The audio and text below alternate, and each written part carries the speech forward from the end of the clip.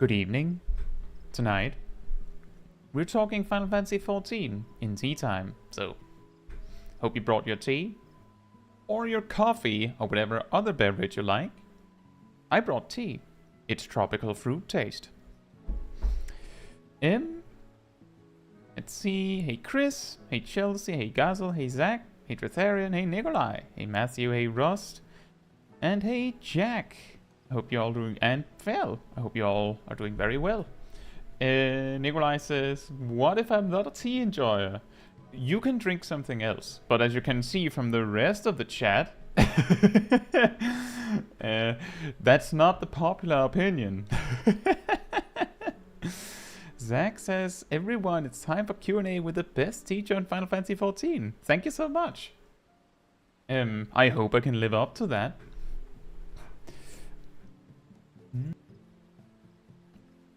Right, so if you're new to tea time, typically we talk a little bit about whatever.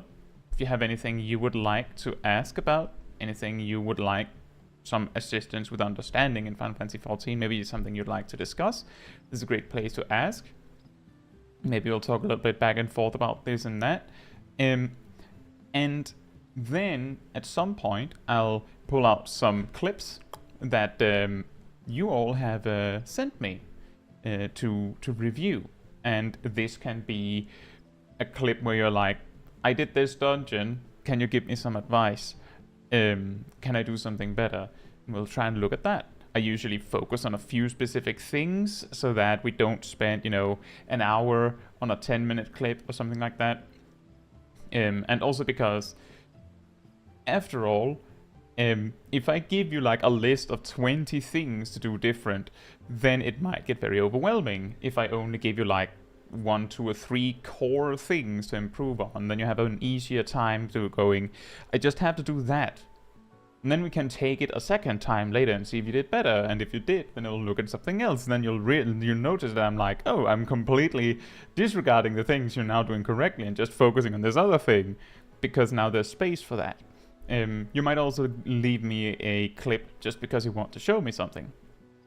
For example, in today's list, we have a clip from Gazel, who is having some trouble with planning out their summoner rotation, and specifically the second boss in the newest dungeon. A little surprising, but it does make sense, because the summoner does have these kinds of like specific stopping points, and if you choose to stop at the wrong time to start casting, that can go really wrong.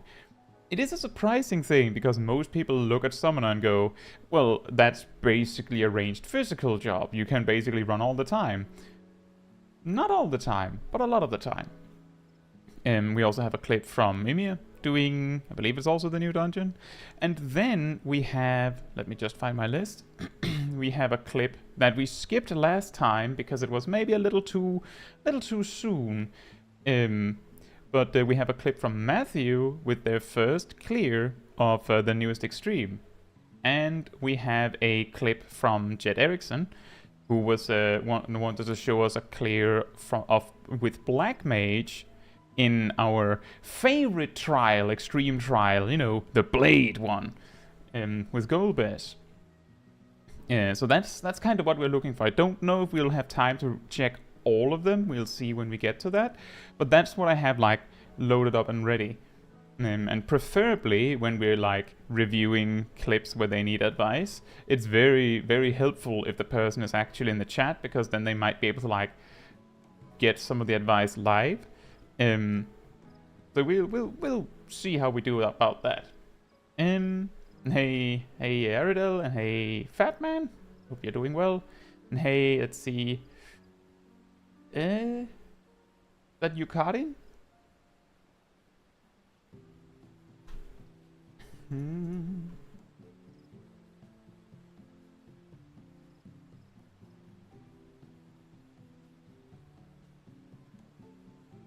Yukarin. Hope you're doing well. Dretharian says, I had a question about the summoner opener. I know it's not complex, but why do they suggest 3 astral impulses before tossing in an OGCD like Akmorn? Yeah, as Phil says, it's basically because, let's just see here, Death Flare and Akmorn are constructed, well, Death Flare and Enkindle Bahamut are constructed in such a perfect way that you can only use one of them each per Bahamut phase, and for Phoenix you can only use Enkindle Phoenix once per Phoenix phase, which means you have about 15 seconds of leeway to use it whenever you want. There's a few jobs that have these kinds of things where there's like an area, a range where you can use it. When you're watching optimal openers for a summoner, the general idea is that you're using Searing Light really early because it has a really, really long duration. You don't have to do very much to make sure that Searing Light is still up when you start casting Slipstream after an entire Titan phase. But if you're in, say, an uncoordinated group, you're doing normal content, for example, a big advantage of being able to freestyle your Death Flare or Enkindle Bahamut or Phoenix is that you can wait a surprisingly long time and just watch and wait. Is the dancer going to use Technical Finish or what?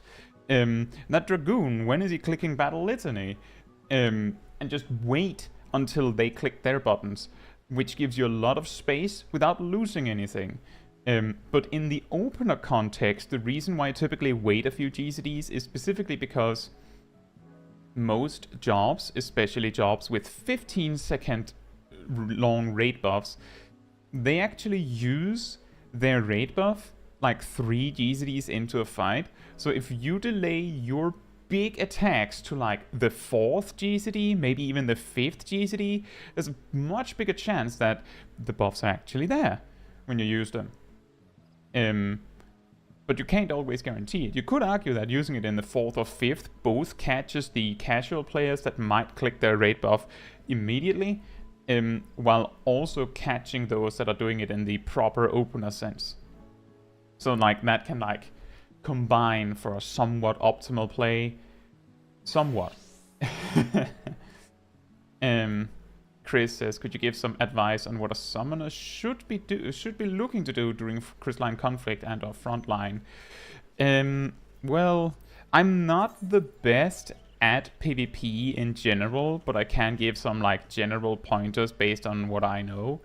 The summoner's toolkit in PvP is like, it's really like a toolbox, which sounds maybe a little bit ridiculous because most jobs, their toolkit is a toolbox, but there's a difference between, say, Red Mage that has the Silence Bind option and the Barrier, and then everything else is they have 4, actually 5 different ways of killing you. So like the majority of their toolkit is just kill you. Meanwhile, Summoner has, their filler attack. They have their, well, actually Crimson Cyclone is like the lead up to a burst, because the interesting thing, which I discovered when I was like researching it a little bit with Aradel, Crimson Strike, while being a combo, isn't actually cancelled by anything in your toolkit. So you can use Crimson Cyclone and just run around for like 10 to 15 seconds and just find the person to smack with the second hit, which hits even harder. And Crimson Strike has a knockback component, which might be significant to consider. So you have a big burst attack, but it has a knockback attached.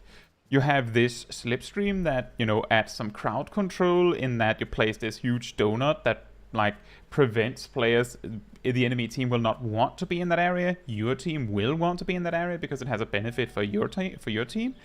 So this is like a crowd control tool. Radiant Aegis, tip, doesn't have to be used on yourself. Usually you'll want to use it on yourself because you're a summoner. You're going to die without your defensive tools, right? But you can use it on someone else. Like if someone else need the pickup, you can just throw it at them. And Mountain Buster's crowd control, again, like Slipstream and Mountain Buster are crowd control options of different types. You can combo them together. And then Fester is your kill switch that you use to finish off someone, or at least try to. So it's a little complicated with Summoner. I think the thing that makes Summoner somewhat interesting in PvP is that you have a very varied toolkit, which makes it very hard to figure out how to use each tool optimally. Some things that might be interesting to look for is how to combo someone down. As I said, if you use Crimson Cyclone first, you have Crimson Strike you can keep in the chamber for a little bit to surprise someone. If you combine it with Festa and Mountain Buster, you can surprise someone with around 30,000 damage from like nowhere. And this is all without even looking at your limit break. The key thing that summoners would want to look for the most, in my opinion, is you want to look for whenever your limit break is about to be ready or is ready, you want to be looking for the best opportunity to use your limit break. This holds true for all jobs in PvP. You don't want to be sitting on your limit break the entire match looking for the best opportunity. You want to look for a decent opportunity because, just like any cooldown in both PvE and PvP, you can't charge it again until you use it. So you kind of have to use it. It is typically a lot easier to find a spot where Bahamut is helpful compared to Phoenix, but when Phoenix is helpful, Phoenix can completely flip a losing fight to a winning one, so don't completely count it out. But that would be like, I think the biggest thing to look for as a summoner is figure out when to use your limit break, figure out how to use try to use the rest of your toolkit. Each button is very unique, so it can be difficult. It's not surprising if you spend a lot of a match not casting Ruin, because you can't move while casting Ruin.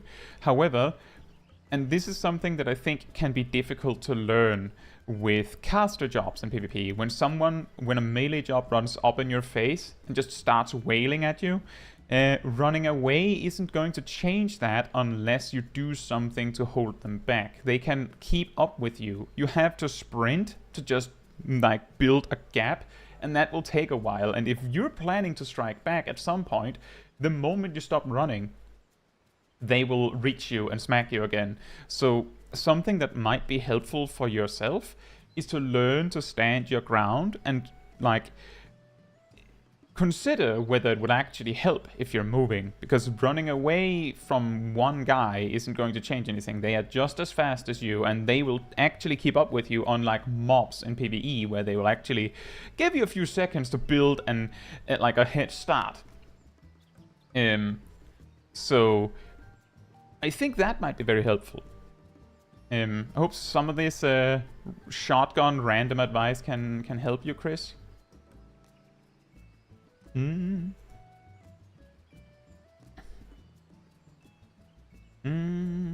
me see. Is there catching up?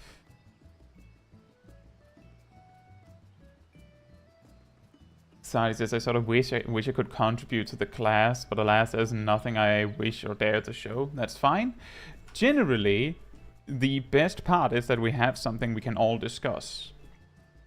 On the one hand, it's often a lot more learning to see what is wrong rather than what is right. The thing is, if I show a clip of someone playing perfectly, there's not very much for me to point out, right? If we instead watch a clip of someone making mistakes, then we can talk about those mistakes. Not as in, ooh, you're bad at the game, but rather as in, you can do this to do better. The key thing that I often circle back to when we get, when someone gets a lot of tips, is, well, you didn't wipe, the boss died, no one in the party died, so the advice I'm giving isn't crucial, considering that you're still, you beat it without my advice, no problem, but you could do better. So there's, it's not so bad.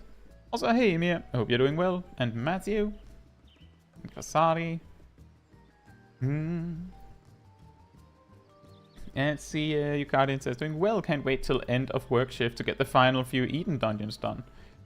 Oof. You know, Iconoclasm is surprisingly brutal, even on normal.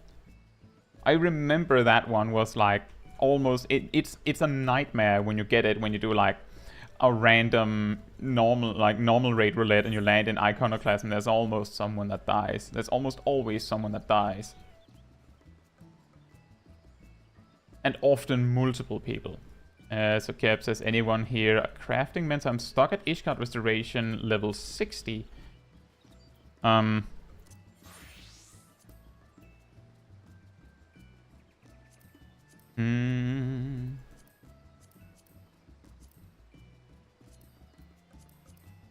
It should show the next ones naturally when you get to them.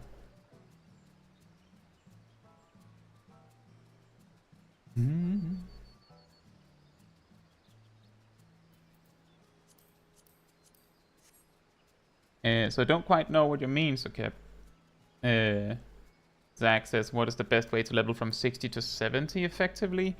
I would... So, the most effective way, I would say, is just magician, like a light party, to do content with you, and they're just willing to do content with you, just in general. Just produce them out of the air. You know how MSQ says, just bring 3 of your friends. Then do, like, leveling roulette. Maybe trial roulette or normal rate roulette, that's up to you. Frontline roulette is really good. But once you've done leveling roulette, honestly, if your team is really good, like your magical buddies, just spam the highest level dungeon you have access to. That is not a level like a capstone dungeon. So like, if you're level 70, do the level 69 dungeon, not a level 70 dungeon. For example. So basically just do the dungeons. However, if you don't have the magical ability to just go whoa, and then like 3 players appear that can do dungeons with you, because not everyone has that, there is a different option. If you are leveling a tank or a healer, you can, for the most part, just go down your roulettes. The ones that I would not recommend doing is the 50, 60, 70, 80 roulette. That one is not very good for the time invested based on how much XP you get. Guild Hests is not really worth it, like not really, but if you have this, you're the Hest around 1 available to do, that one kinda evens out the time invested. The XP reward is pretty good for the very short time it takes to do Guild Hest. But only 3 of them per week, right? Once you've done the rest, like main scenario roulette is okay XP, trials, normal rate, alliance rate, frontline actually gives a lot of XP and is particularly good because you don't even have to play the job itself. You just have to queue in as the job to get the XP on it.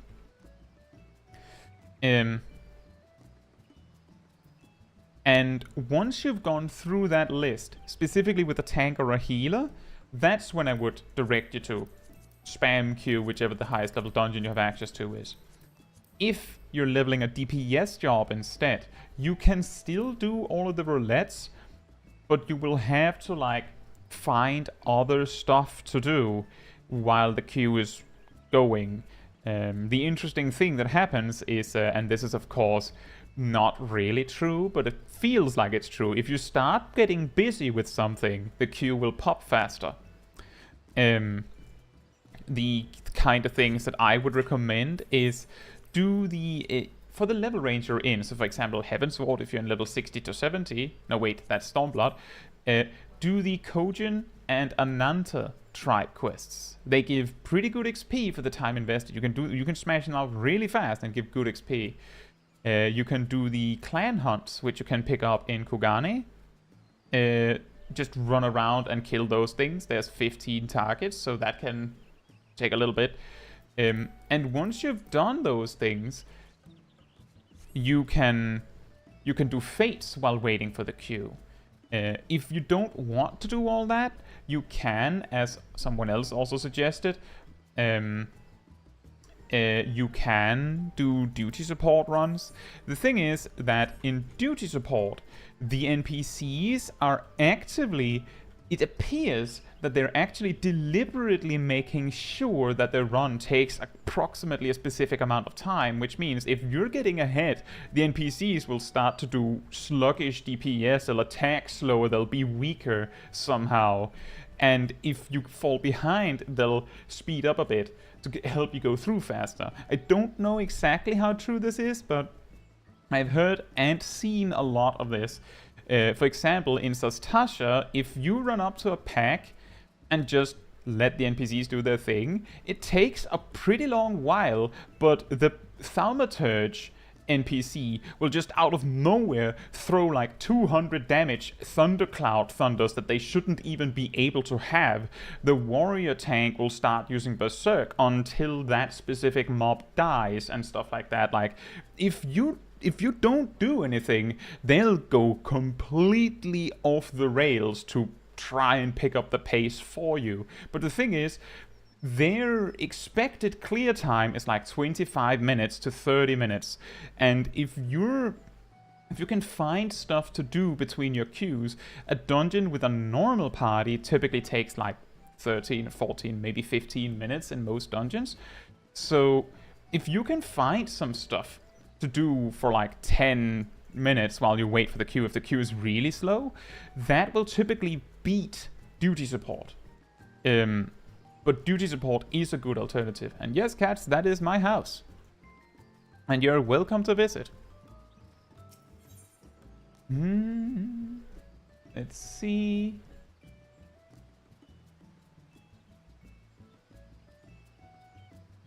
Bob says, hello, slide casting as a black mage, I usually have around 0.4 to 0.3 of a second to both react and move. Should I just take the DPS loss or risk standing in bad?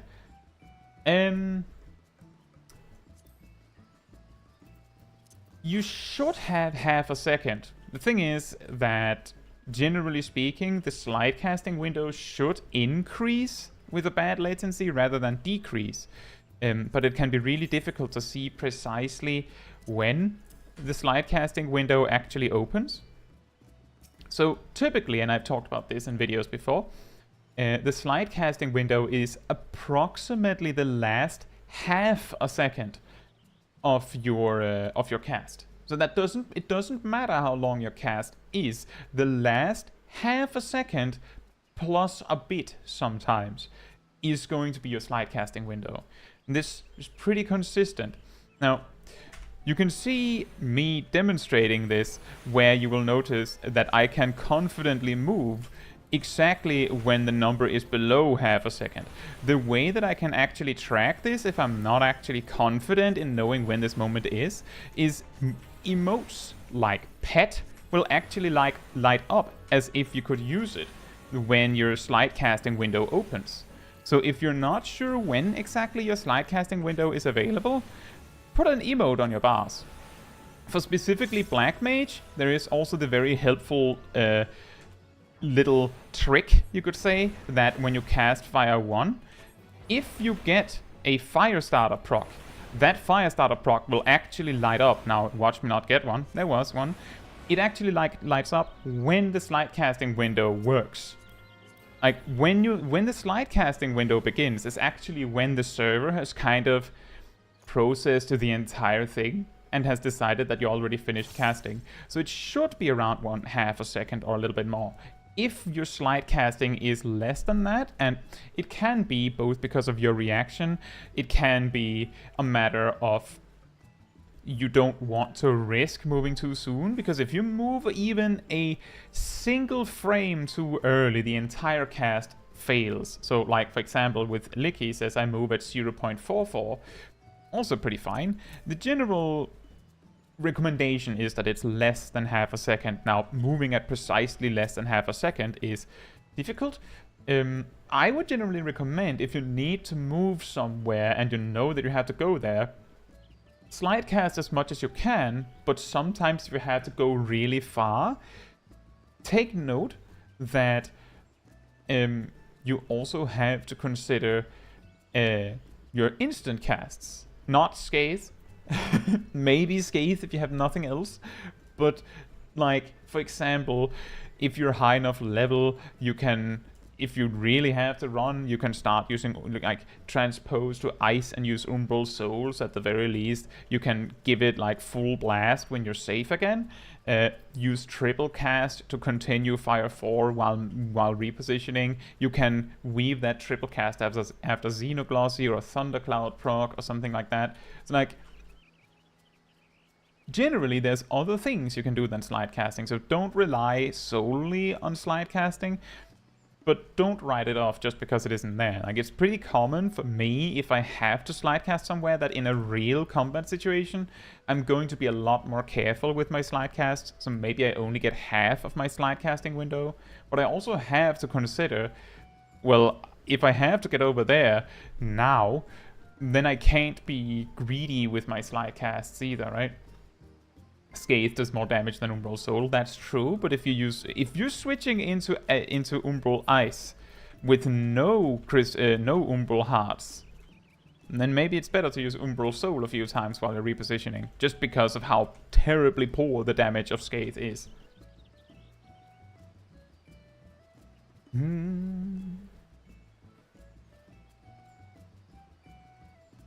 Also, just wanted to follow up on this. Gazel said, Imi, I believe me, you are a great tank. That is actually a really, really important detail, Imi, and I've also highlighted this before. If I'm pointing at something really, really banal or minute in the grand scheme of things, like, oh, you're forgetting to use your charge for free damage, then it means that you're probably doing pretty good.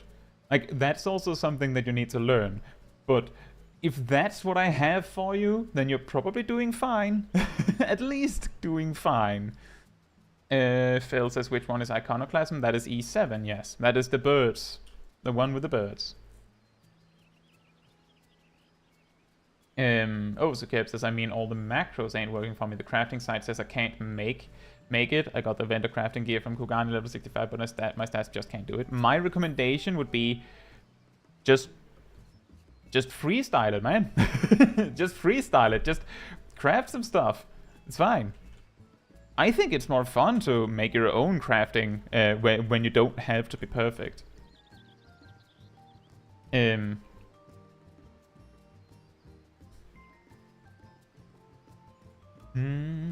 says, is it weird that I cut my nails with a box cutter? I mean, if it works.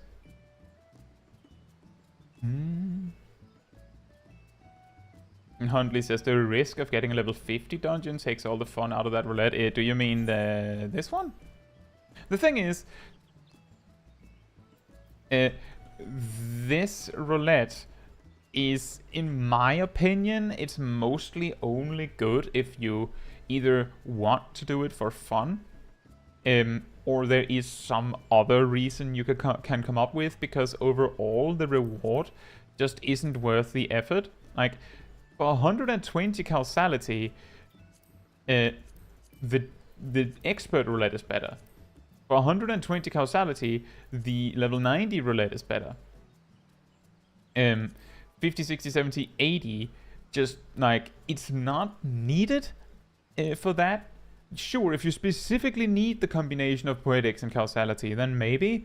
But if you're leveling jobs, then the experience is not great. For the time invested. It's simply better. Like, so the thing is, the reason why I write off 5, 6, 7, 8 is because just queuing for the highest level dungeon you have access to, that it isn't a capstone one, will give more experience and often will be easier because you don't know which dungeon you're going to get here. You can get a lot of difficult ones.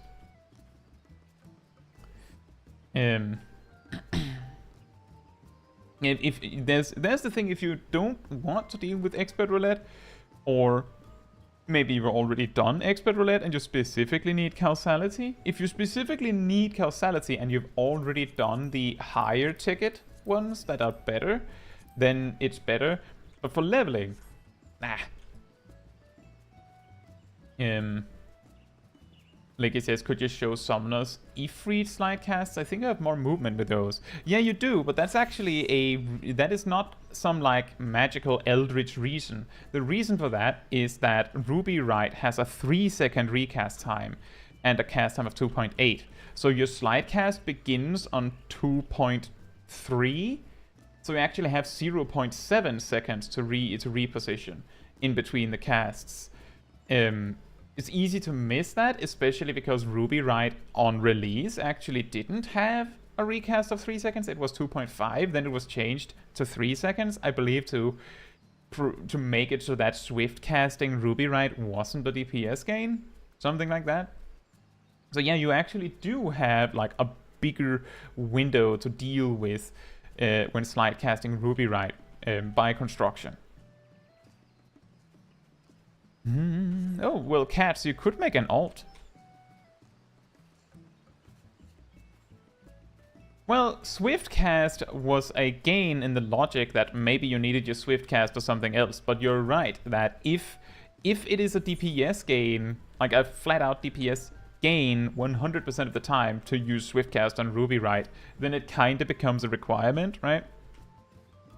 But it's casting Swiftcast on Ruby Wright is a requirement in the same way that casting Swiftcast on Fire 4 is a requirement. If you don't need the Swiftcast or something else, then it's a DPS gain to do it, so you might as well do it.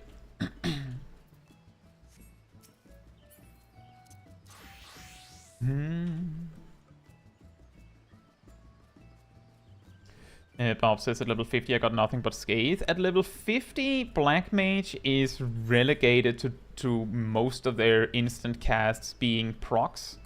You can get Thundercloud procs, which is an instant. The problem there is that because of the power of a Thunder 3 with Thundercloud, optimally you kind of want to use that Thundercloud immediately. You don't want to sit on it in case you need it for something. And because you're using Fire 1 a lot, you can get Firestarter procs, which give you instant Fire 3s. But again, because of the power of Fire 3, especially when it's free and instant, is a little too great to sit on it in case you need it later. So a core problem with Black Mage at level 50 is that you don't have that many instant options. On the other hand, in my experience, bosses are less likely to require you to move a huge amount. And I mean, when you do, you're not the only job that is a little bit limited in their options. So it might be fine if you can't do anything for a GCD or two. Right? Yeah, I do recommend just putting an emote on your bars. I don't know about an add-on third-party tool that can track your slide casting window. Don't know about these things because I don't use them. But the emote on your bars is consistent and reliable. And that will light up exactly the moment where you can slide cast for sure. You could try that. And congratulations, Chris, on the mount. Is it 10 wins?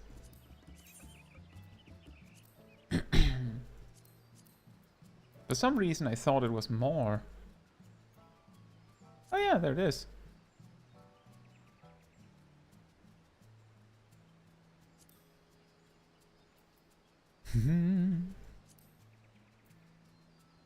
Nice.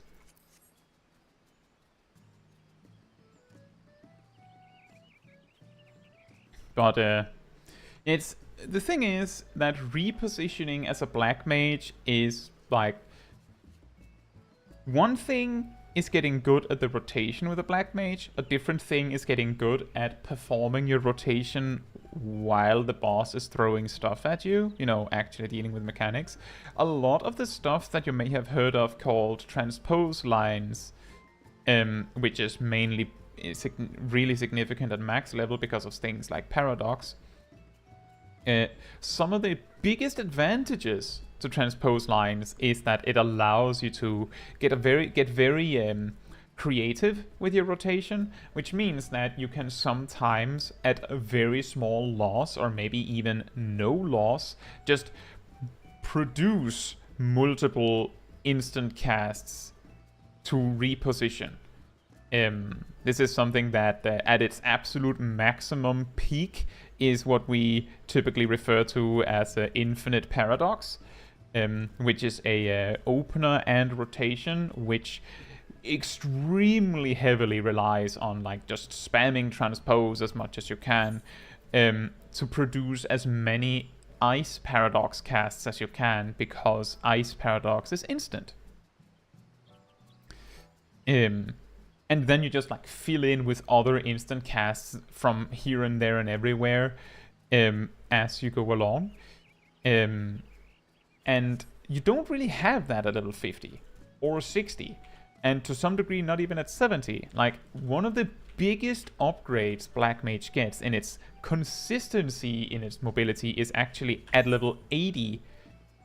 At level 80, when Foul and Xenoglossy are instant cast options that you can stockpile and have for when you need them. You can have them in advance to just go, oh, actually I need an instant cast right now.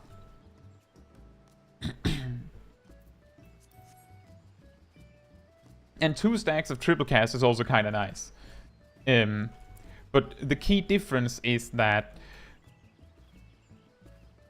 the whole experience with triple cast is that if you're trying to do as much damage as you can, which is very common, you might feel inclined or almost compelled to use triple cast quite aggressively, at least one of them. So while you can have 2 of them, usually if you're trying to maximize your damage, you'll be incentivized to never have more than 1, like in the chamber in case you need it. And sometimes you need more than 3 casts. Sometimes you don't need 3 casts, where it would have been nice if you just had Swift Cast. If only that had 2 charges, right? So it isn't easy, Bob. I'm not saying that it's easy, but that's also why I'm saying that you might that you shouldn't write off slide casting, because while slide casting probably isn't going to be like all of your movement, and it might not even be the core of your movement, it is going to be a huge part of your movement as a black mage, especially if you're trying to optimize, because if you know where you need to go a little bit in advance, you might be able to stockpile some of your instant cast options for a bigger problem, or for when there's like raid buffs up or something where you can get a little bit more damage out of them.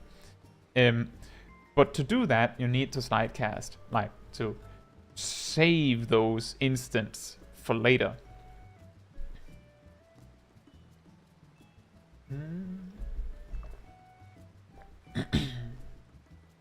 Bob says, I thought I was supposed to use the Thunder proc to refresh Thunder. At level 60, when you get Fire 4, you should use Thundercloud procs either when Thunder is about to run out, or when you need an instant cast. It's one of, like, either one. If Thunder is about to run out, you use your Thundercloud proc if you have one. You generally want Thunder to be active on your target at all times. But if you need an instant cast, this instant cast can be because you need to weave something. Maybe you want to weave ley lines, but you don't want to like clip it. Like, there's a big difference between casting Fire 4 and then ley lines, or instant casting Thunder 3 and then ley lines, because that gives you space to weave.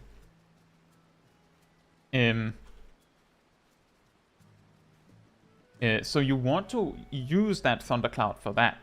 If you have to reposition, slide casting, then Thundercloud is also a pretty good go-to if you have it, to just go, well, like, I can use that, just reposition with that. If you have something else, you can do that too. But generally speaking, when you're level 60 or above, where you have Fire 4, the usage of Thundercloud becomes a lot more specific, because you want to use it for specific occasions where you want to refresh your dot, where you need to reposition. At level 59 or below, Thundercloud Thunder 3 is actually like your best attack, like actually your best single hit, and it's actually still incredibly strong at level 60 and above. It's just you might not need it in the same way. So the way that it works, at level 59 and below is because Thunder 3 with a Thundercloud proc is so insanely strong compared to the rest of your toolkit. You want to throw those Thunderclouds out there because you can't get a new one while you already have one. So you're basically just throwing your Thundercloud procs at the enemy to make space for your next Thundercloud proc. Which makes it very interesting at level 54, where you have Sharpcast allowing you to just throw Thunder 3 and then immediately a Thundercloud proc. And you would want to do that because of this damage situation.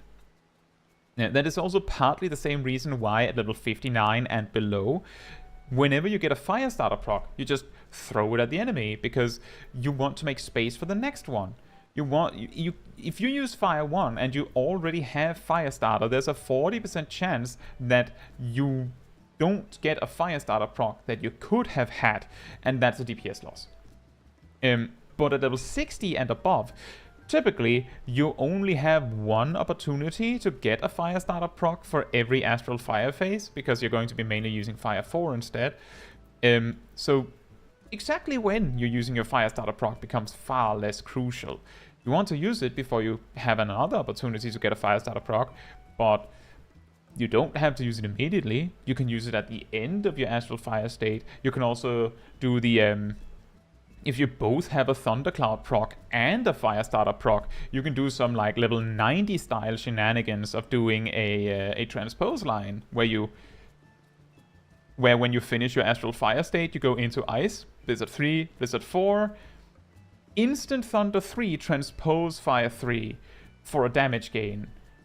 You can do that, but it's really specific and requires 2 procs because you have no instant casts on speed dial normally.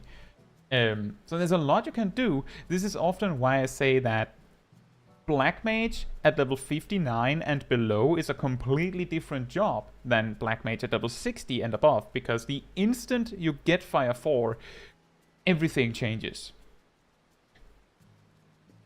I hope that makes sense. And Rost says, I'm a believer now, reassemble drill just hit different. It's very strong.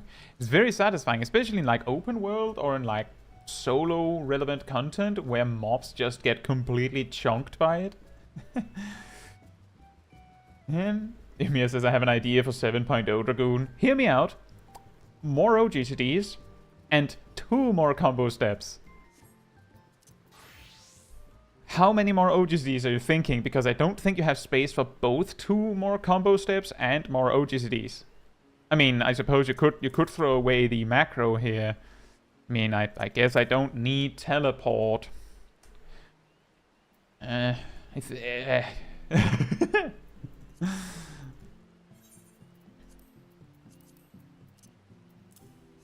Well, what would the new OGCDs be? More jumps? Just remove its only defensive. You know, Licky, I feel like I gotta be real with you. I don't think I've met a Dragoon that has ever used Life Surge as a defensive option. Like, am I not looking for it, or am I right in that? I'm pretty sure no one actually uses Life Surge for the healing. I'm pretty sure. Hey Tristan, I hope you're doing well. It's a joke among Dragoons. Well, I'm sure it is. It's a joke that I bring up very regularly, that the reason why Dragoon does not have any personal defensive cooldowns is because they have more defense than the other DPS jobs. But, I mean... You know... Something happened.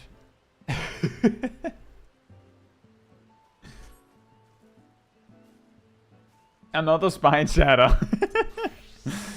Ah yes, when we get to Dragoon in 10.0, where their rotation is True Thrust, Spine Shatter, Disembowel, Spine Shatter, Chaotic Spring, Spine Shatter, and something else, Reeling Thrust, Spine Shatter, and something else. They just have like 800 Spine Shatter dives. Yeah, Chelsea, that was what I was alluding to. I said Dragoon doesn't have any defensive cooldowns because it has more defense than other jobs. Then I did this and pointed at Arcane Crest. So absolutely correct. Don't know why Dragoon doesn't have any defensive cooldowns anymore. There isn't really a good reason, is there? Hmm.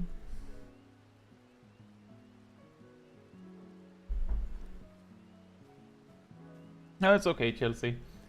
The reason why it confuses me is because usually the delay is like... I'm pretty sure it's only a few seconds. Let me see here.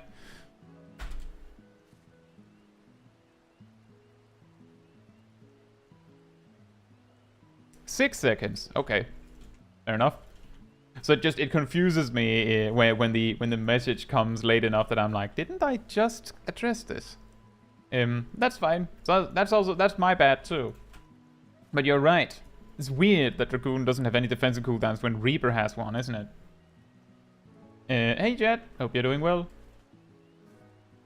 One way you can check is if you can press live underneath the stream. It should have like this text where it says live. If the circle next to it is gray, then you're behind. If you click it, it'll push you up to live. You might fall behind again if there's something with your connection, but if you click it, it should catch you up as close as possible. But there are a few seconds of delay, and I also sometimes forget about it. Garcel says teleport and return can be keybound, so you don't need them to be on the hotbar if you don't want. I mean, I typically use return by writing /return in the text, like this. I use it very rarely, or like once or twice a day, so it's no big deal, but I do teleport quite a lot, so I like to have a keybound when there is a space for it. Dying mitigates future damage. Ah, so what you're saying is this is Dragoon's defensive cooldown. They don't need anything else, it's the best one. If you jump off the arena, you can't get hit many more, so you're safe.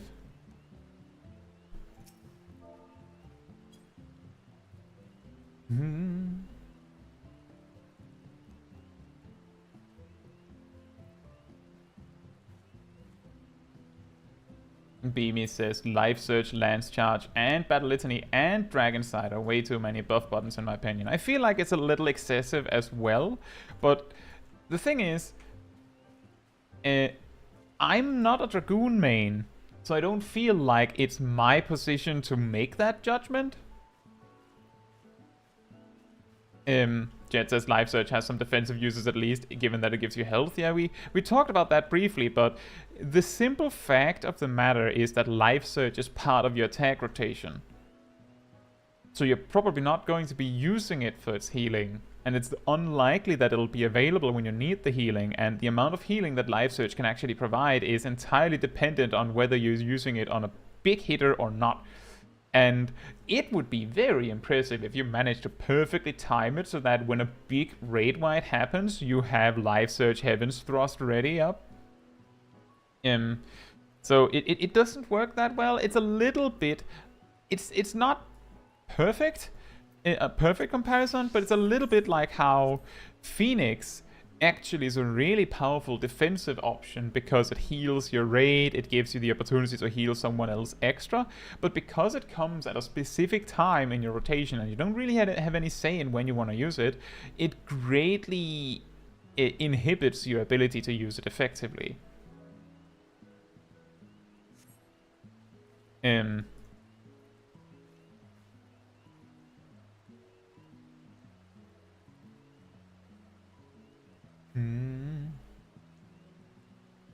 See, Ross says, I was very surprised yesterday that I had to wait over an hour for the War 3 normal trial. It was a very fun fight though, very fast paced and more on the reflex side and less on the dance side. I'm surprised you had to wait an hour as well. That is surprising. There's multiple Annies. Annie, are you okay? Beamy says, I feel like Dragoon mains wouldn't really care if Life Search was removed. It's very awkward since you need to use it on specific GCDs. And you already have a lot of OGCDs. Again, not a Dragoon main. I'm not a Dragoon main, so I don't know. I believe Quasari is a Dragoon main. So if Quasari has an input on this, then we can hear. Would you be sad if Live Search was gone tomorrow?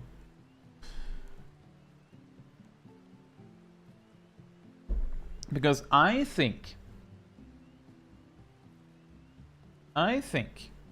that Live Search being removed will be received by the Dragoon mains in a similar fashion to the samurais that are still hurt that Kaiten is gone. Cat says, how do you spin in place? You mean like this? You mean like this?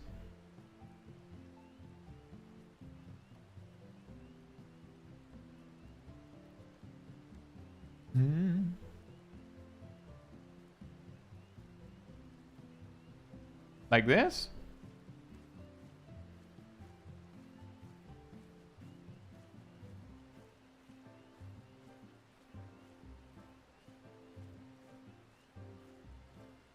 Do you mean like this? Spinning.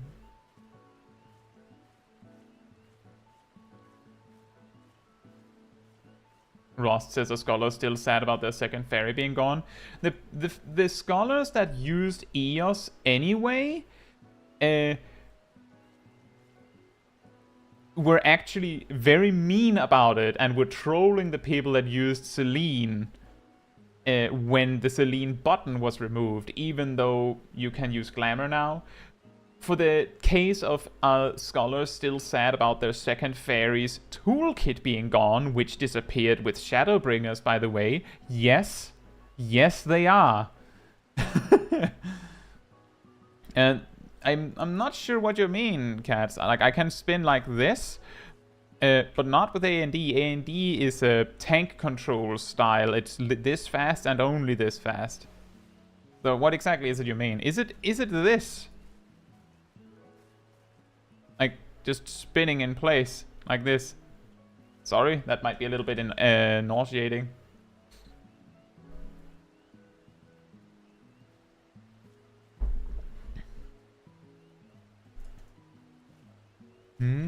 Well, Fel, the thing is that old Selene and old EOS were two, strictly speaking, different pets. So you had different situations where you wanted to use different pets. But the thing is, the reason I think, so the key thing you have to remember is I'm not a developer from Square Enix, so the only thing I can do is make assumptions, make observations, and conclude based on that. I think the reason that they made both of the scholar pets the same is because EOS had, for the most part, the toolkit that your scholar has today. EOS had Whispering Dawn, and it had two abilities that were basically the two halves of Fey Illumination. That's what it had. And then, of course, had Embrace. Selene had a raid-wide Isuna. Raid-wide Isuna. It had a buff it could apply to someone that gave them like 3% haste or something like that. You know, a little bit of skill spell speed. For a while it didn't have full uptime, but it could use that. And then it had an interrupt. Back in the day, it was a 1-second silence, but it was basically an interrupt. And then it had Embrace. So Selene was a much more aggressive pet, but it didn't really have very much healing utility if you didn't need the specific utility it provided, which meant that if you wanted to maximize damage, technically Selene actually gave you more damage output, EOS didn't. But in most other situations, EOS being able to use Whispering Dawn was pretty good. So you had the situation where the scholars might be a little bit split because you don't actually know for sure what you should be doing. If you use EOS, you have the best healing. If you use Selene, then you have like slightly more damage, and I'm sure one of the DPS players are going to be mad that you didn't bring Selene. Or something like that. So they removed this problem by making it so that Selene and Eos are the same. Incidentally, in the same patch, they removed tank's ability to choose between a tank and DPS stance. Do you see the connection here? They removed the tank's ability to choose the wrong stance. They removed the scholar's ability to choose the wrong pet. While we're at it, in Shadowbringers was also when they reworked it so that instead of Garuda having a magic damage taken debuff that they could apply to enemies so that your mages did more damage, Garuda was just replaced with an AoE-centric pet, Ifrit was a melee-centric pet, and then Titan was the tanky pet. So again, they removed the possibility of you choosing wrong for your team. It was just, is there one target or two targets? Ifrit, if there's more, Garuda. If you need a shield, Titan, but typically you didn't. Because Titan couldn't tank anymore in Shadowbringers. It's like, with Shadowbringers, they took away the ability to make the wrong choice from a lot of jobs. For example, Summoner, Scholar, all tanks. And I'm sure I've missed some in that regard, but I hope that makes sense. Licky says, do you spin faster with A&D if you sprint? I don't believe so.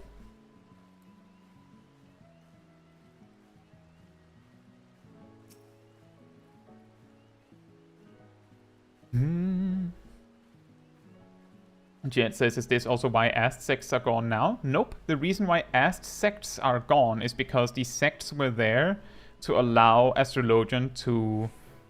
Nope, did not have any impact on that.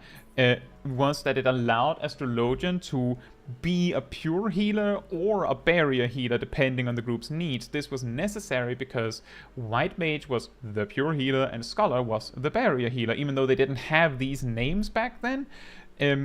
If you had 2 White Mages in your group, it wasn't terrible, but you might be lacking the barriers.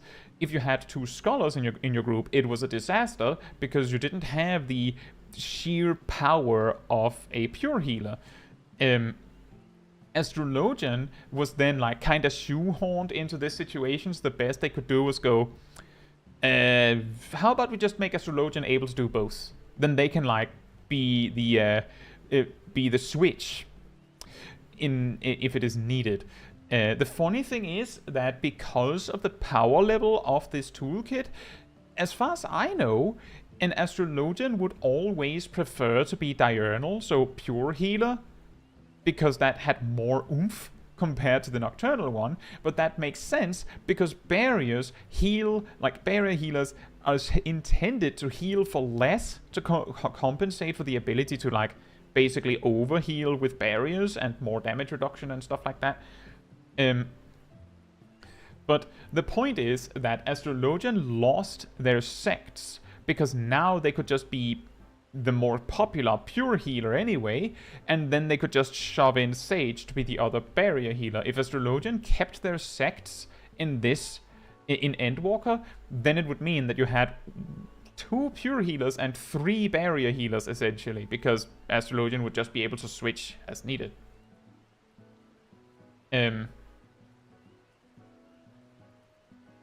Don't worry, Jet. Sects will come back when they add the 5th healer.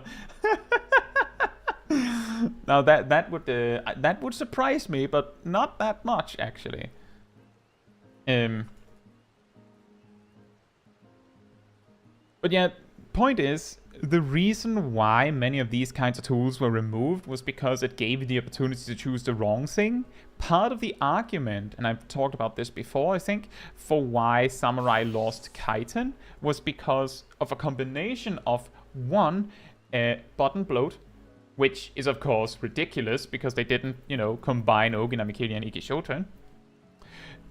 But also because Kaiten kinda added on unnecessary complexity, and the core difference between Kaiten and Life Surge is that Kaiten didn't actually like add any considerations to your rotation. It didn't add anything to think about or choose to do. It just meant that every time you wanted to use an EI Jutsu, you had to make sure you weaved Kaiten first. Like, it just every time you wanted to use an EI jutsu, there was an opportunity to play the job wrong. Because there was never a situation where you didn't want to use Kaiten in these contexts. Ever. Compare that to Dragoon, where, well, if you have Life Surge, there's actually a handful of situations on when you want or don't want to use Life Surge. Yes, you want to use Life Surge on Heaven's Thrust, but optimally, you want to use Life Surge on Lance Charge, Dragon Sight, Battle Litany, Raid Buff boosted Heaven's Thrust, and things like that. There's a whole priority list in this regard. So Life Surge actually adds a consideration. It adds complexity, but it also adds options. It adds things to think about, choices, where Kaiten didn't. And it didn't actually add any choices because the answer was always yes. Do you want to use Kaiten before an Iaijutsu? Yes. Always. Which means that it kinda didn't add much complexity. However, that doesn't change the fact, and I've talked about this before, jobs are in a specific way because the developers decided that they're in this specific way. The reason why Requiescent gives Paladin the ability to use Confiteor and then the 3 blades is because they decided it that way. They want you to do it like that. If you give the argument that an ability is unnecessary because it doesn't add anything to the job, so what? Like, you could argue that Clemency being a DPS loss that people shouldn't be using for the most part is bad, but the developers wanted it that way. And so on and so forth, right?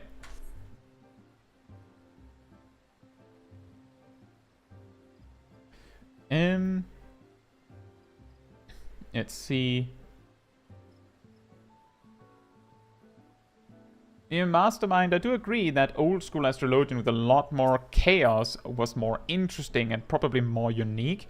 It's just, I've talked about this as well. The problem is that if you have the possibility of drawing a dot, which old Astrologian could, as in draw something that is unhelpful. Imagine drawing a spire in old Astrologian. That is comparable to this thing that I said with they removed Selene as a toolkit on Scholars because that meant you could choose wrong. In Astrologian's case, you could draw wrong because RNG, like not actually your fault. You could just draw a card and then the game just goes, you're bad. Like that's just what the card says. You shouldn't have drawn this. And you're like, but you gave me this card. Yes. Suck it. That's not super fun, is it? So I think I agree that they probably can't make it work in the meta we have now. Also, hey HK, hope you're doing well. And I also agree with that, Fat Man. I've talked about previously that one of the weaknesses of the rework with Summoner is that they made a new job that is so incredibly different from the old job that it's a bit of a shame that they couldn't have existed together, right? Like, old Summoner they could have gone multiple different paths with old Summoner. I will say that they chose to focus on, I would say they chose to focus on the most recent focus that they had decided on. I'll get to that. But technically, if they decided to grab old Summoner and say, okay, we have to choose one aspect to focus on with this job, only one, they could have chosen to make a dot mage, they could have chosen to make like a pet management mage, like, I'm not entirely sure how it worked, but I would think something like maybe Final Fantasy XI's Puppet Master or something. I don't know if it exactly works like that, but I would think like a summoner that is so pet-centric that most of your toolkit is actually commanding your pet to do something instead of you. You're kind of just there with the book saying your commands. You go, do this, do that, and just commanding the pet around. They could have done that. And they could have done some sort of more heavy focus on like ether flow management, giving you more ways to spend ether flow and generate ether flow and like made that the central focus of a job. Or they could have chosen to focus on these like bigger summons, and it makes sense they decided to focus on that, because you can see from level 1 to 50, back in the day, Summoner was like some sort of mix of a dot mage and a pet mage. And then at level 60, they gave you this Dreadworm trance, which is like complete smash into something else. And then level 70, they give you Bahamut, and then level 80, they give you Phoenix. Like, it's very clear that at level 70, or even level 60, you could say, they kind of discovered that they wanted to do something else with the job. And then they decided to just go full blast on that instead of the pet stuff, right? But they could have done that. Like, they could have done many different things, and they decided to focus on this. I will say that an Etherflow focused summoner with no particular influence on pets, or a dot focused summoner with no particular influence on pets, makes no sense. Like, I'm just saying, if they remove the pets entirely from summoner, which they almost did, they removed the summons from the summoner, then the only reason it would make sense that it's called a summoner is because, well, you know, back in Stormblood it was a summoner.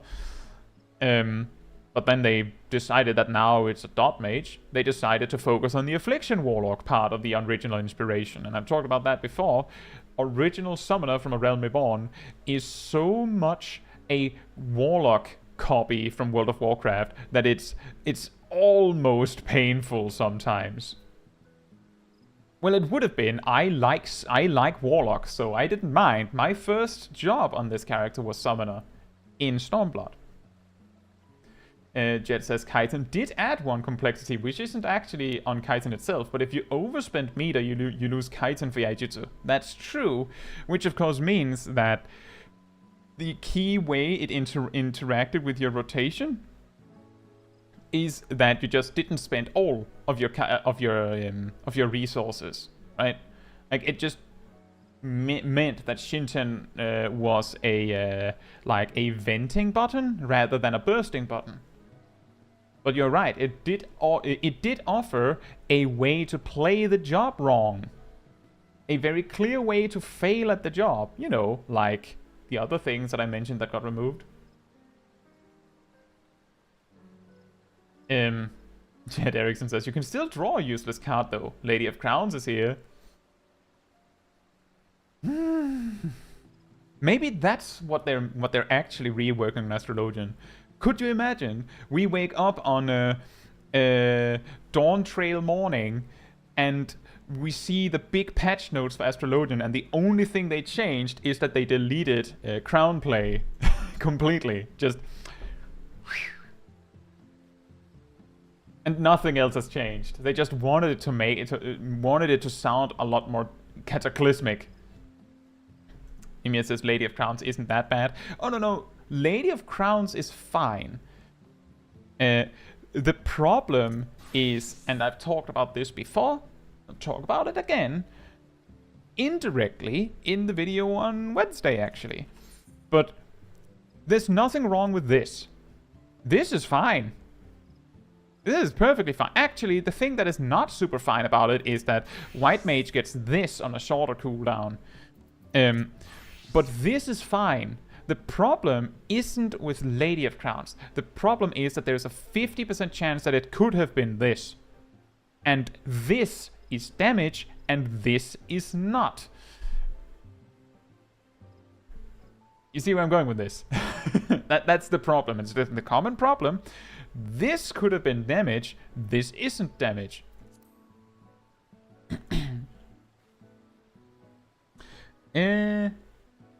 Mastermind mentions the cards in PvP. The thing is, in PvP, what is helpful and what is not is very different. In PvE, a random damage reduction effect or a random heal is not super helpful, because in most cases you already know when the damage is coming. So you don't actually need the random bonus healing. You can just plan your healing around it. And then if you get randomly an extra defensive cooldown, like, yeah, it might let you save a better cooldown for something else, but in most cases you don't need it. Like, that's the key problem, is that the only time where Lady of Crowns might be helpful in a PvE context is if it somehow saves you from having to cast Aspected Helios, which is unlikely because Aspected Helios heals for more than double that in total. But if it could, then that could turn it into a small damage gain, because, I mean, Fall Malefic... Oh wait, that's the same damage as Lord of Crowns. So, to put that into perspective, it would have been better that you drew a Lord of Crowns and casted Aspected Helios than you drew Lady of Crowns and casted Fall Malefic. Ultimately, you would have been better off with Lord of Crowns and an Aspected Helios. But what I'm getting at is that in PvP, you don't know exactly how the fight is going to pan out. So the thing that Astrologian both can use as a benefit and a detriment is you don't know what card you're drawing. When you click draw, you don't know whether you get this, this, or this, and you might even not even know what you want from it. So it might be a good thing. But that also means your opponent doesn't know what you're drawing. If you could choose which card you drew, then your opponent could just plan around the optimal card.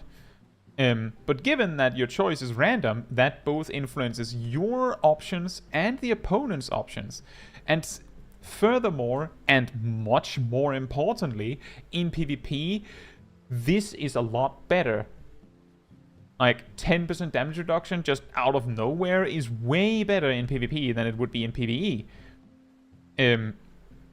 Due to the much more chaotic nature of PvP. And I'm not just talking frontline here. So that, like, helps alleviating the randomness. That like, if you had really random cards in PvE, the boss fight doesn't care. The boss isn't going to act any different based on that. So that, like, that's kind of the problem. If bosses were more random, less predictable and stuff like that. Let me just come over here instead of standing next to everyone. If bosses were less predictable and could be more random, that might not be as fun to fight, especially given that a lot of Final Fantasy XIV players specifically enjoy the predictability and the ability to master a fight. But if fights were more random, then randomly having an extra defensive cooldown might be more appreciated, right? Like, I don't know. I could imagine that people would just find a way to optimize the helpfulness of that defensive cooldown out. You just have to make sure that you have an extra one, right? I suppose the biggest benefit in this regard would be that if you don't know for sure what the boss is going to throw at you, then you might be more inclined to use healing spells to avoid having to put everything on cooldown. Like, if you don't know if you need, I don't know, Collective Unconscious, Macrocosmos, Horoscope, Celestial Opposition, if you don't know when you need them, then you're less likely to just throw them out there whenever there's a decent opportunity to use them, because there might be a bigger opportunity to use them. But because many boss fights are completely predictable, you can just go, well, I need Collective Unconscious at 1 minute and 15 seconds. And then I need Celestial Opposition after that. And you can just plan it out. So, it's complicated. But it's not an Astrologian exclusive problem. It's just, I think, some jobs have already had this problem beaten out of them.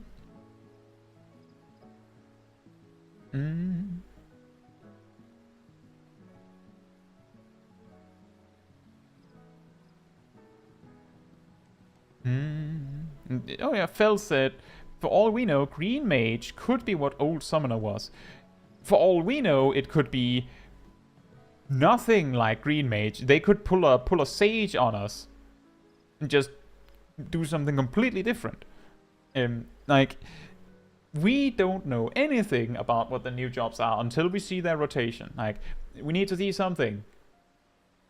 We need to see how they play. Then we can start talking about what it means. It could be devout. It could be anything. They could literally make it so that it is a green mage. It's absolutely a green mage. It is very buff and debuff centric. You see, they could make it so that green mage, actually the way it works is that it casts like 5 spells on itself, which buffs its damage, and then it applies like 5 debuffs to the enemy, which makes them take more damage from the green mage, and then the green mage starts blasting with upfront damage. No dots to be seen. Technically a green mage.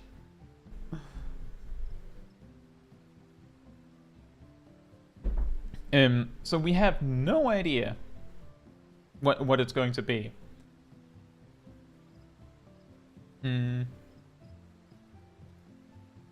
Gazel says you forgot to consider that you could also do Lord of Crowns and Malefic. True. It was more in the case that if you, like, I was trying to produce a situation where Lady of Crowns would actually be helpful and beneficial, and it just turns out that not getting Lady of Crowns would actually be better.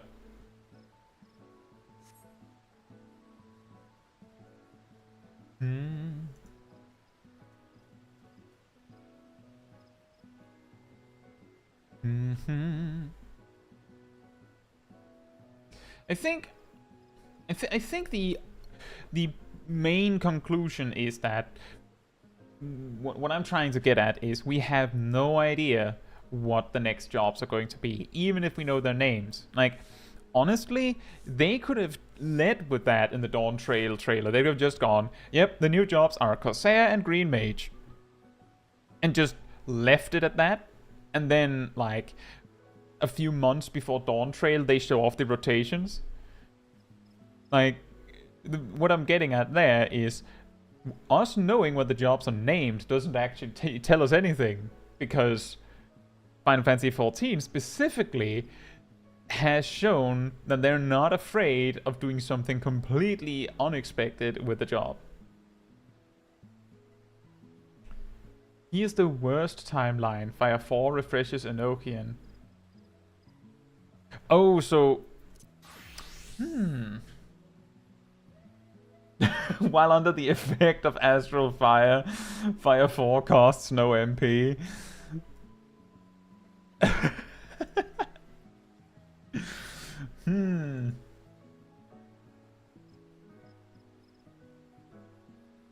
That would be what would that even would that be? Oh man. So what I'm envisioning here is that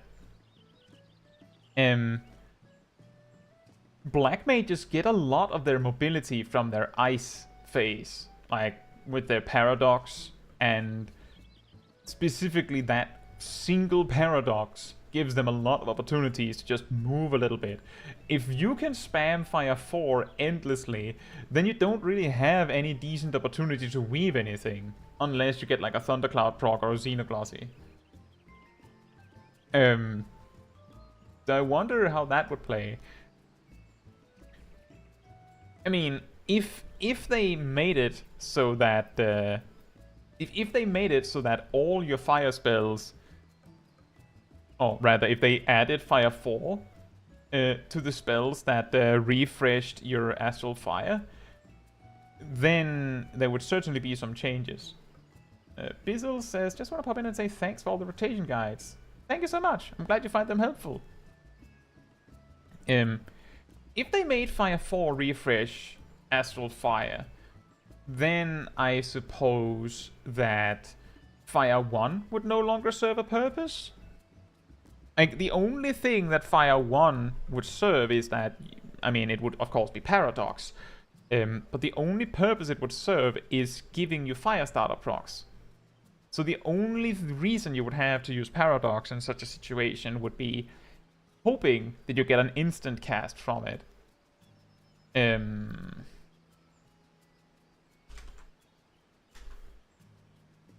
if you don't, Paradox is a 58 potency loss below Fire 4.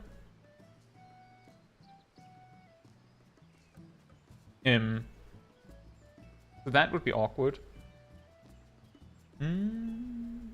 Cat says, which system do you prefer for the foreseeable future with job progression? One, go on with levels like 100, 200, 300, 400.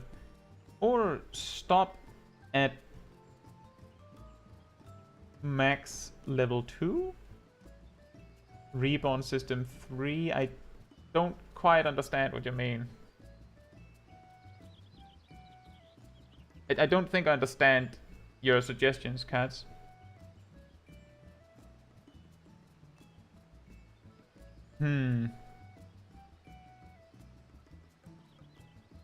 So something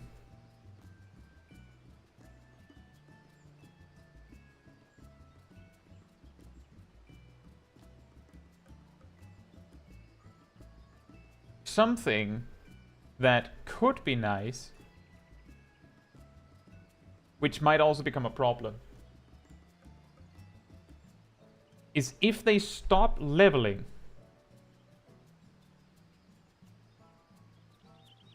So that we stop at 100, then it means that we would have a more horizontal progression system potentially, or an even more vertical progression system.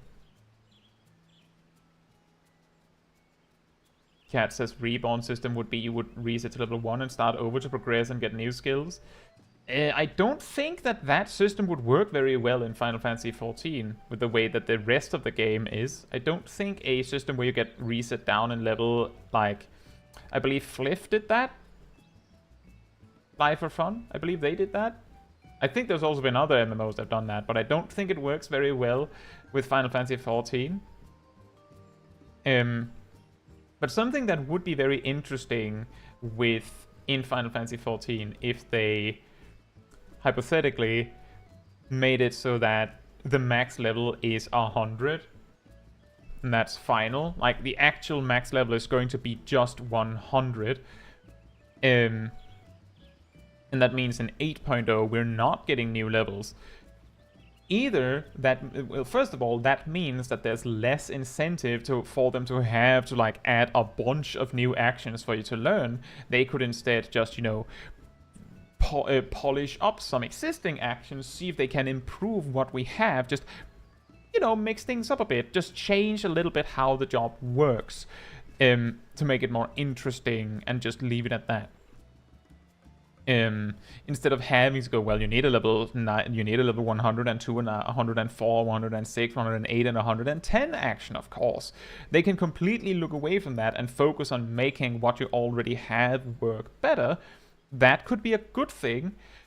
Another thing that could happen as a result of the max level being 100 forever is when a new expansion comes out, you might not have to collect gear from the beginning again.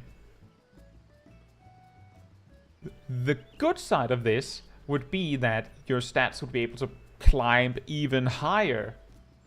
It would mean that stats like crit, determination, and direct hit would reach even higher peaks. I talked a little bit about this as an idea in my all stats in Final Fantasy XIV are boring video. This is both a good and a terrible thing, and I say a good thing because it would make stats more interesting, because they do more. It would be terrible because the fact that the stats are more interesting and more impactful by having more of them, choosing wrong would be more impactful in the wrong direction. Like, if you choose to stack the wrong stat right now, which a lot of jobs would be skill speed or spell speed, unfortunately, and not crit, you might have a massive damage loss compared to someone who did it correctly. But it's nowhere near as big as it would be if there was, like, I don't know, just imagine if there were 3 more raid tiers in Endwalker. And the stats kept climbing, you know, 30 item levels, 30 item levels, 30 item levels. So you get 90 item levels. Pretty massive amounts of stats you would get from that. And that could make stats so impactful that actually just one item being wrong could massively detriment your ability to play the game. Because the thing is, well, actually, maybe not. If the developers keep making the normal content at a difficulty level where everyone can participate, what would happen is if there was a few people in your party that had proper gear, like optimal gear, they would just completely dumpster the boss. Completely. Because the power difference between worst gear and best gear is so massive that it would be difficult to balance so that content is both doable for someone in the worst possible build and not too easy for someone in best in slot. It would be very difficult. Jet says, but what about making Dragon Kick rotation viable? Not possible anymore. Well, technically, let me rephrase that. Dragon Kick rotation is not that much weaker than a proper rotation.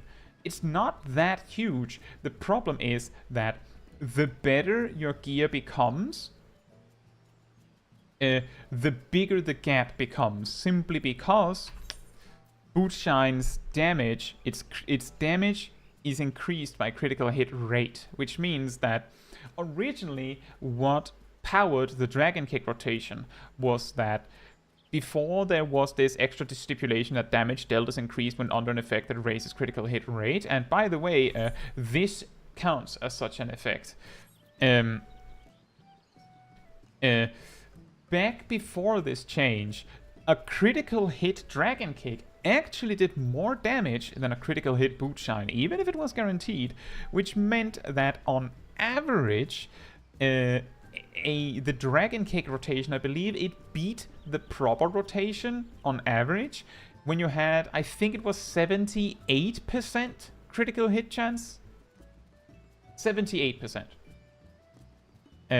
Not even close. I'm pretty sure even if we had 3 more raid tiers in Endwalker, we would still not reach that. But it would be funny.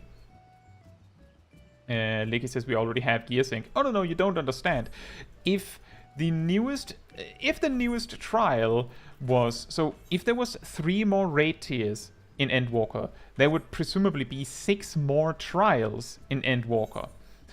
By 90 more item levels, the stats on your gear would be exponentially bigger amounts, and that would contribute to more power on your gear, of course. And that means that if you have, let's see, well, the crafted gear in the final raid tier would then be, let's see, plus 9, 730.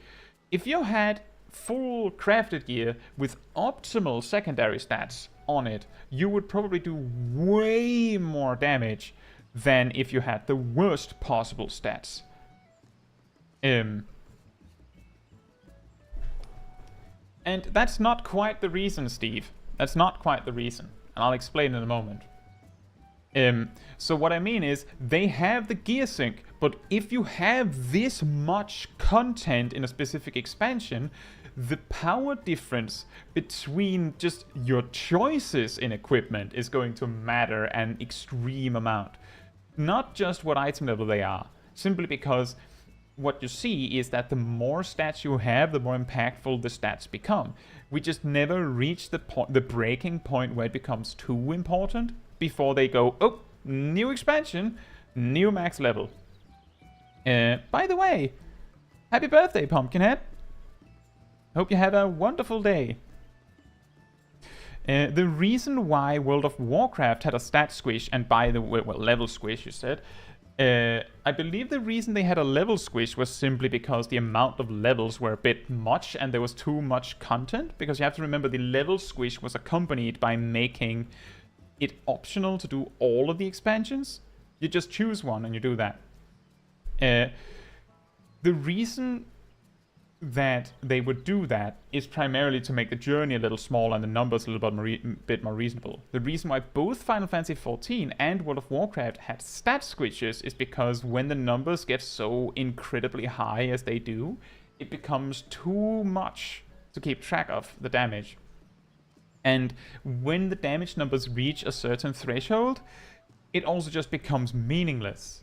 Like, if you're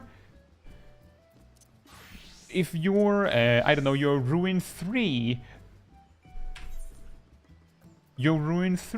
does like 1,000,000 damage per hit. What you're seeing is the 1 at the start. It does 1 ... damage. And what ultimately matters is that this other attack does 2 or 3,000,000 damage. Don't really care about the rest of the numbers. So why not just squish it down and make it say 1 damage? Or at least like 1,000, so that it's a little bit more meaningful. That's typically the argument for stat squishes. It also helps because the bigger numbers, when they're completely unnecessary, the bigger numbers, I'm pretty sure they take a little bit more for the computers to add together, because, you know, more bits and all that. So if it doesn't add anything and it's just tedious, why have it? And then on the other hand, why is it we reach these numbers in the first place is, of course, because to make the gear from the current content feel more impactful, there's typically like a higher spike on the graph of power for the current expansion, which means that, for example, as you know, the A Realm Reborn Ironworks equipment is equivalent in power to level 53 gear from the next expansion, and this is consistent across the expansions. But that also means that they have to like really make this peak in a way, and this sometimes causes the stats to go a little bit crazy, like Juro says, power creep. Yeah, exactly. Vanille said the same thing as me. It's both a matter of game performance, a matter of readability for the player, and it just looks nicer. I like, sure, it's pretty cool when you do 1,000,000 damage for the first time, and it's pretty funny, but once you've seen it, it kind of stops, it kind of loses its charm and just becomes overwhelming. Like, I remember back in the day when I played World of Warcraft, like for instance in Mist of Pandaria, I used add-ons that replaced 1,000,000 whatever, you know, 1,000,000 with 1 point something M, because it was easier to read. Like, there's too many numbers on the screen, so it was actually easier to just see like the truncated number. So it's kind of that reasoning. I'm also actually a little bit surprised that in Final Fantasy XIV we have, I'm pretty sure that the only time you see the classic damage peak that Final Fantasy games tends to have, you know, a certain number of 9s, is when a boss kills you and it just like pulls out a number and goes, you're dead. Just blep, and you die because there's too many 9s on your screen. I'm pretty sure players don't really, I don't think you can reach whatever the peak is. VX says, what's the highest damage we can deal in Final Fantasy XIV? Which job would that be? Blue Mage? I do believe it would be Blue Mage. I'm going to guess, well, in a realistic context, it would be Blue Mage. If you're doing something unsynced and you go far enough down, I'm pretty sure that Ninja with Hyosho Ranryu would be able to produce the highest possible single hit. And that's mainly because when you get synced, when you do unsynced content with Echo, I believe in like a Realm Reborn content, you get like 300% more damage. And that's a little hard for Blue Mage to deal with. But I'm pretty sure that in like more natural situation, a more reasonable context, Blue Mage can produce the single biggest hit with Basic Instincts. Let's see. Whistle? Moon Flute. So 100% times 80% more times 50% more. And then you can also add Off Guard for another 5%. And if you really want to go hard, you can add the Condensed Libra for another 5%. You have to fish a little bit to get the correct damage type. I don't know if there's any more things you could add to that, but once you've collected your magic gauntlet of death, you click Final Sting, and then you hope that it is a critical direct. Oh yeah, you could use Tinkle to add an extra 100 potency to the whole thing. And then you use Final Sting. And with all of it combined, you would reach a single hit with a potency of over 10,000. You would not use Bristle instead of Whistle for Final Sting. You would not, because Bristle increases the potency of the next spell by 50%, Whistle increases it by 80%. But only for a physical damage spell. So you would use Whistle. Hello, Arkai Panda. Hope you're doing well.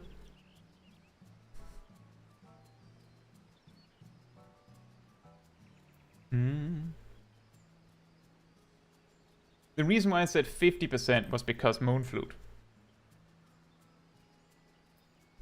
Yeah, it's actually pretty interesting because you can make it even bigger. I've talked a little bit about this, but we discovered with Blue Mage reaching level 80 that... So I have previously made a video where I said you cannot beat Final Fantasy XIV alone, not even with duty support, because Susanoo does not offer duty support, and you cannot solo Susanoo. Blue Mage at level 80 can solo Susanoo, but Blue Mage does not count for main scenario quest completion, so you still can't complete the MSQ.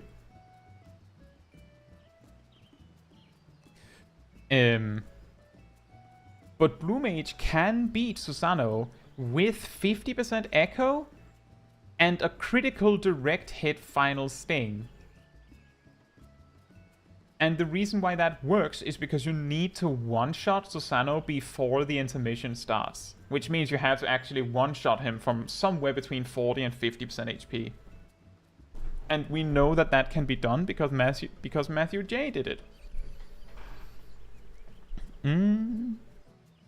Akai Panda says, doing great. Randomly saw this stream up. Me and my girlfriend watch your videos all the time for the job help. Well, I'm glad to hear that. I'm glad that my guides help you.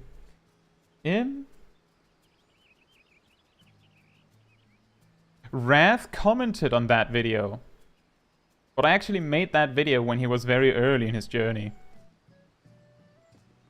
He did comment on it. And he will not be able to beat Susanoo without help. Not before Dawn Trail, at least. Because the thing is, you can't beat Susanoo normally. You cannot. I know, because I tried with a level 90 job in, you know, around item level 630 gear, granted, but you can't one-shot him from 40% at level 90. You just can't. Only Blue Mage can, and Blue Mage doesn't count for the MSQ. Like, it's not that I'm saying, oh, but if you do it with Blue Mage, then it doesn't really count. It's genuinely, apparently, completing content in the MSQ with Blue Mage does not give you credit, I've been told. So it doesn't work. Like, you just can't. And I'm pretty sure it was Wrath that I discovered this through. That he actually went and like leveled up Blue Mage, collected spells, and then it didn't work. Getting a second person is the option. Yeah, that is true. The only way you would be able to do it is bring a friend. Like, you need to bring a friend. Or the alternative, I guess, is waiting until Dawn Trail and hoping that you can one-shot him then.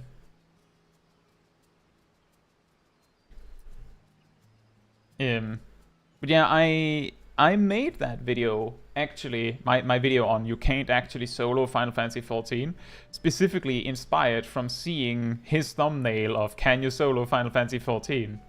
I was like I think it was after his first or second video on the subject. I was like that's when I was made aware of it. And I was like, can you actually solo it?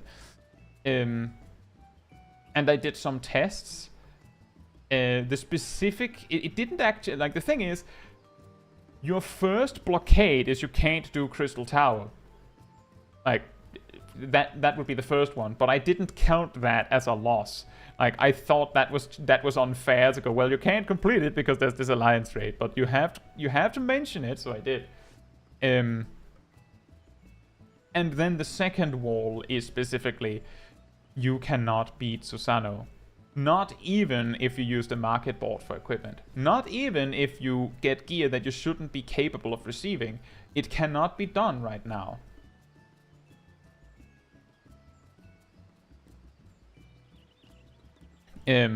So like that was like the conclusion. Like I actually went and tested each encounter that I was like, I don't think this would work. I don't think this would work. I actually grabbed somewhat appropriate gear for the specific fights so that I didn't like just overgear it, preferably undergeared it. And that also helped with making it more meaningful, because the thing is, if you're trying to solo the game, if you were trying to solo the game, then you would be able to grind for like enough time that you would reach level 90 with whatever job you wanted to use. You could do that, but if you can't progress, then you will not be able to get the better gear. So the gear will always be the limitation. Like that would always be the blockade in this sense. Alexia says summoners, demi summons won't target the things, right? Correct. The only possible ways that you might be able to kill the sword in the Susanoo fight is placing down a placed AoE, you know, one of the dots, Doton, Salted Earth, Slipstream. The problem is, Slipstream requires a target. And there is no target before you engage the sword. So that one is written off. Salted Earth does not do enough damage. And Doton does not do enough damage. So there's nothing you can do. Like maybe at level 100, there's the possibility that Doton will do enough damage that it can kill it. Or there's the possibility that Hyujo Ranryu or some other crazy mega high potency hit can one-shot it. Like one-shot Susanoo past the intermission. Those are like the options that I can see, like that I can imagine would happen. That would let it be soloable. There's also the possibility that they add duty support. Dark Knight Summon will not attack something that you haven't attacked first. So it won't attack. Esteem will not attack. Bahamut will not attack. Phoenix will not attack. Automaton Queen will not attack. They will only attack something that you hit first. And they have to see you hit it, if I remember correctly.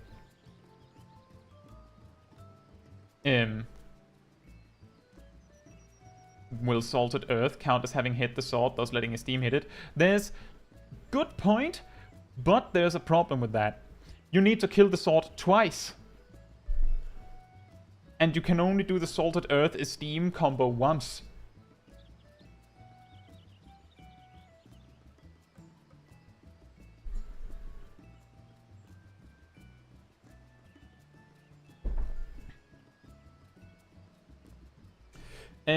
The chains in the Kogane Ohashi fight is great. Its HP is greatly reduced if you actually run away. If you run far enough away, then some jobs can one-shot it with a single hit.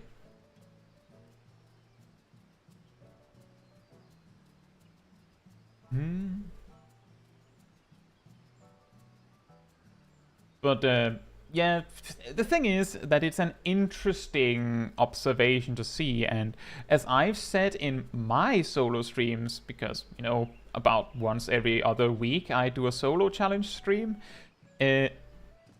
sometimes I go into a fight, conclude that I can't do it, and the thing is, I'm saying I can't do it, because sometimes you'll be proven wrong. So don't say it cannot be done. You say I can't do it. The only time you say it cannot be done is if you're actually certain, and that's why I'm saying it cannot be done. You cannot solo Susanoo.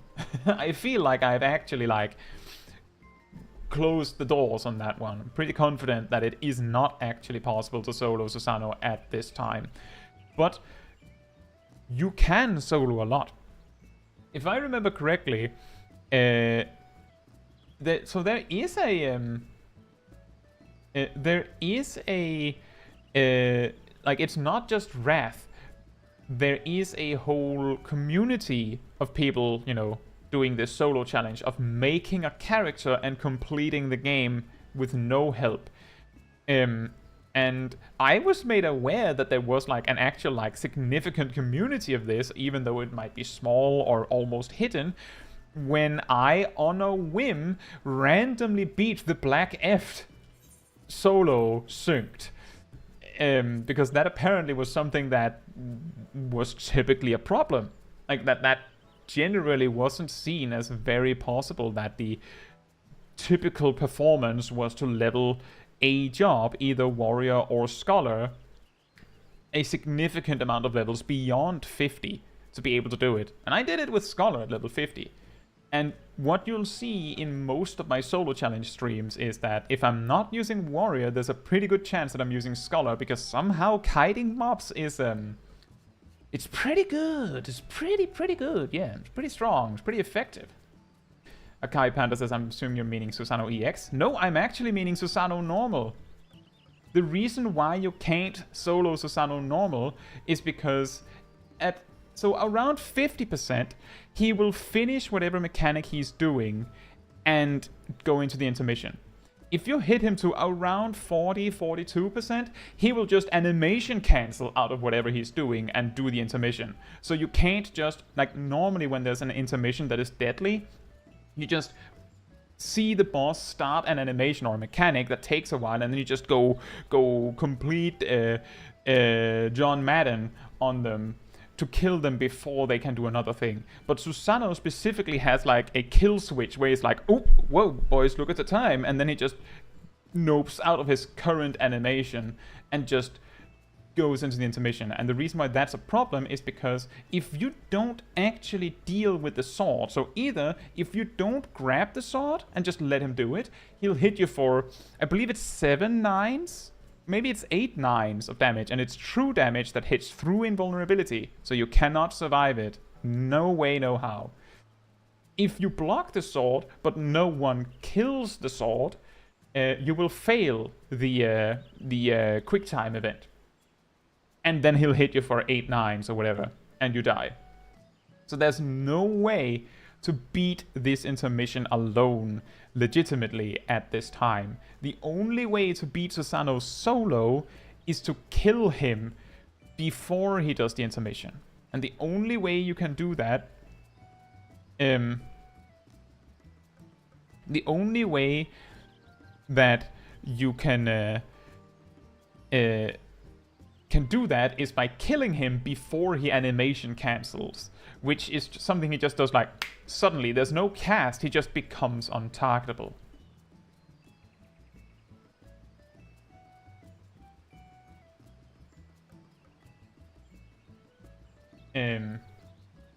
So you just have to know when to do your final attack and just leap for the finish line. And only Blue Mage, as of what we know right now, can do it, per Matthew J's testing, with a 50% echo. Bill says, I just started Final Fantasy XIV. How long do you think it would take for me to reach Endwalker? That depends on whether you watch all of the cutscenes and how much you play every day. On this channel, I have this series called Rewind Replay, where I play through the story about 6 or 7 hours per episode, where we slowly read every single cutscene. Everything is like taken slowly. Everything is taken in, and that took like, with 6 or 7 hours a week, that took like 10 months. So it greatly depends on how you approach it. The thing is that Final Fantasy XIV is a little different from other MMOs in that there's plenty of content to do without being in Endwalker and the current endgame. Like, in other MMOs, the endgame is the point of the game. In Final Fantasy XIV, there's so much to do on the way there that you don't have to, like, rush to the finish line. Take your time, enjoy the journey. If you just rush to the finish line, there's a really high chance that you're going to burn out. Depending on how you are as a player, of course. So don't force yourself, Phil. Chelsea says, did that include food and int tincture? Matthew J, did that test include food buff and int tincture? I believe it included full maximum crit and at least full max crit gear or something like that.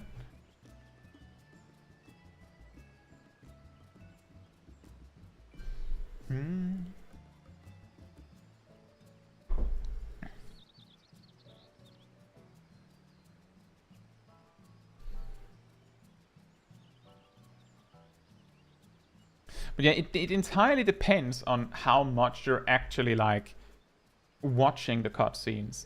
If I remember correctly, I'm pretty sure that someone showed all of the leveling story cutscenes of Endwalker just from start to finish, and it was like, wasn't it like over 10 hours or something? Just of cutscene.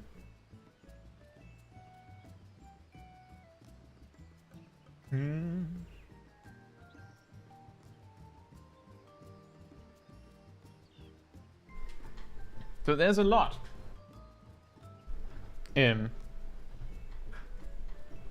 But yeah, the point is, well, you also, and this is also something that I brought up in that video about not being able to solo Final Fantasy XIV, is that by construction, you can't solo the current the current expansion.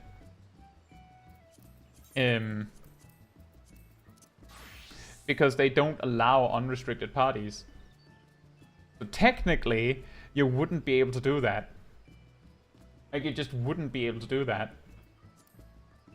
I do believe I bring that up in my video as well, but I don't really use it as an argument because, well, you can't, like, given that you cannot beat Susano legitimately, you can't reach Endwalker, so it's not really a problem. But it could be a problem.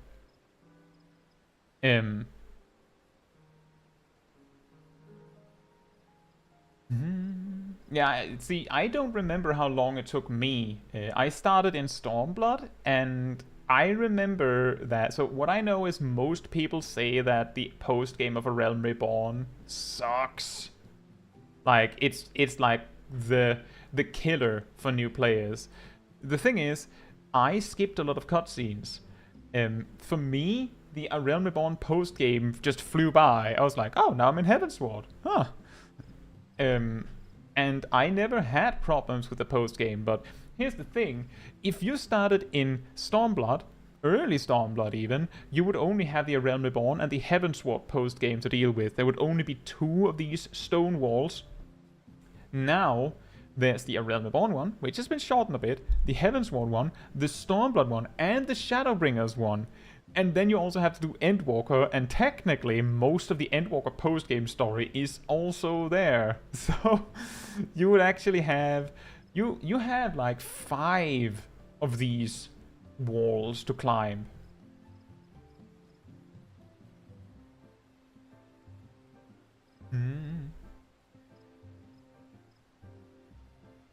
Right. I'm going to be right back, and then I think we will look at some clips.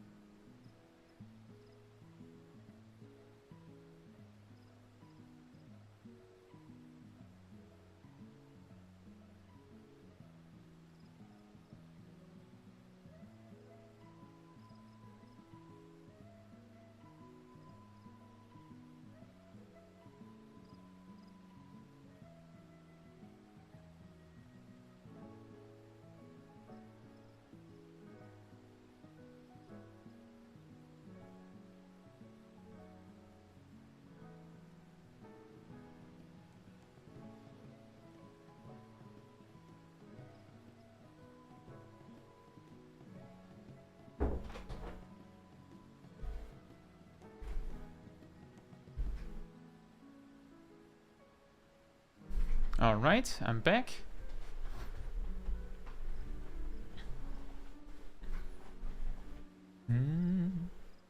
Yeah, it's it just wanted to point out, Kat says, I'm for sure not much into the stories, I'm a cutscene professional skipper.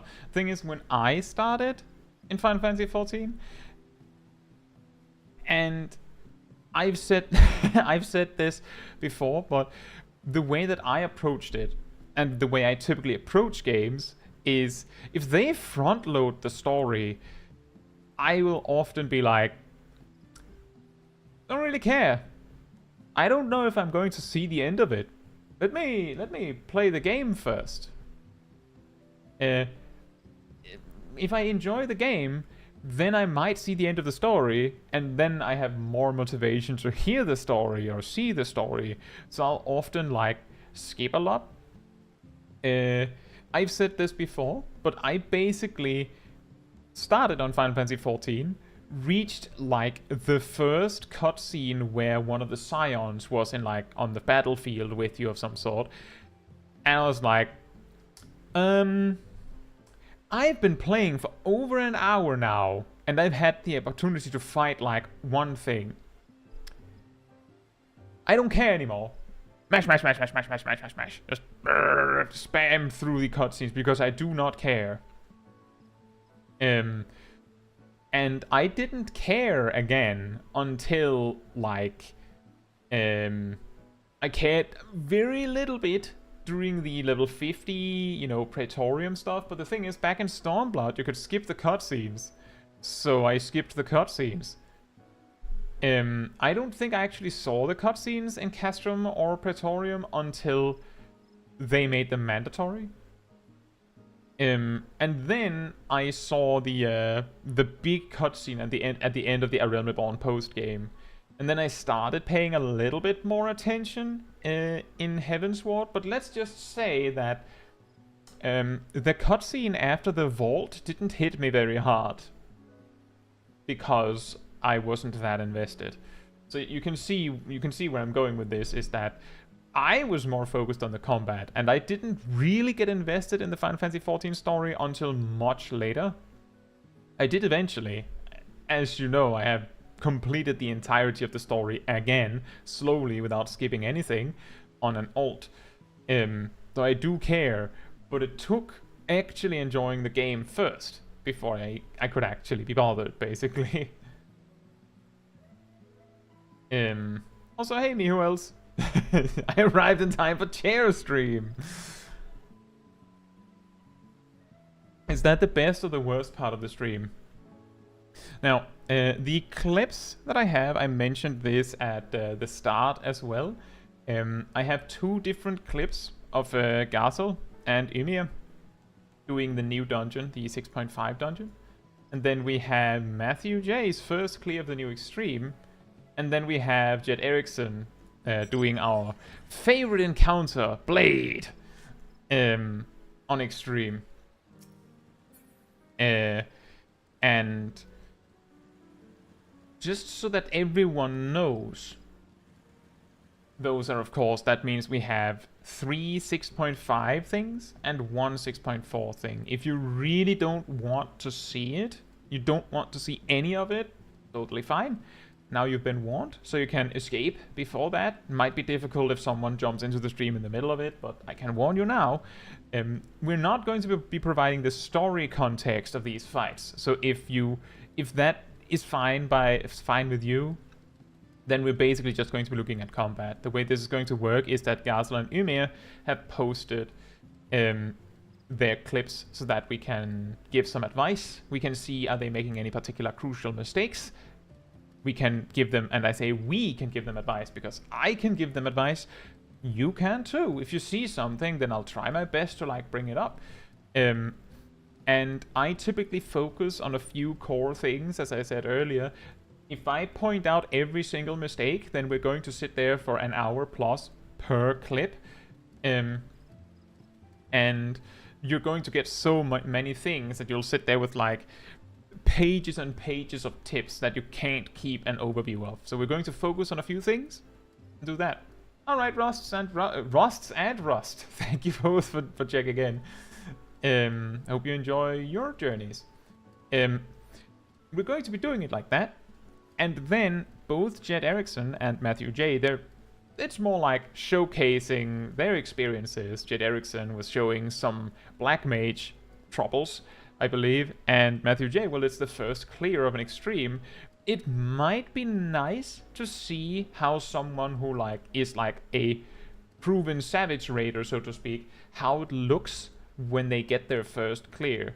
Because when you see the re-clear in a video, or you see the guide where the person is doing it somewhat perfectly, it can make it feel very overwhelming, like I have to play this well. And well, we do know that the newest extreme can be beaten with nearly 30 deaths in a single try, because the DPS check is kind of lenient. But what does that even look like? That is of course not Matthew's run. But that is generally the plan here, is that we have some dungeon runs, and then we have some extreme runs. And the extreme runs, we're mostly there to watch and enjoy it. The dungeon runs, we're there to try and give advice. Of course, you can still give advice to those that beat the extreme. As you know, just because you cleared it doesn't mean that you were perfect. But there might be less advice to give. Right then. Sure. We'll start with Gazel. So Gazel specifically said in the upload. First of all, Gazel does not have music on. So how about I go inside? I believe I have some more exciting music inside.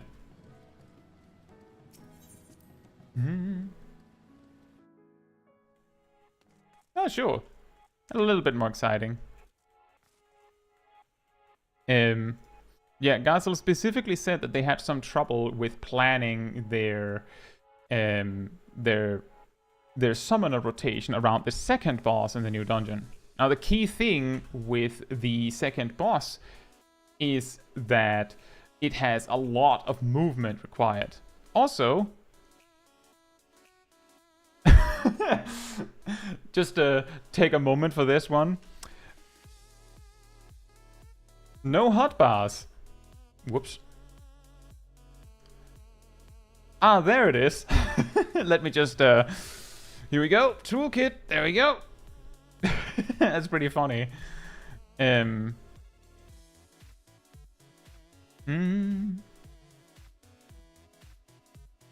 Right.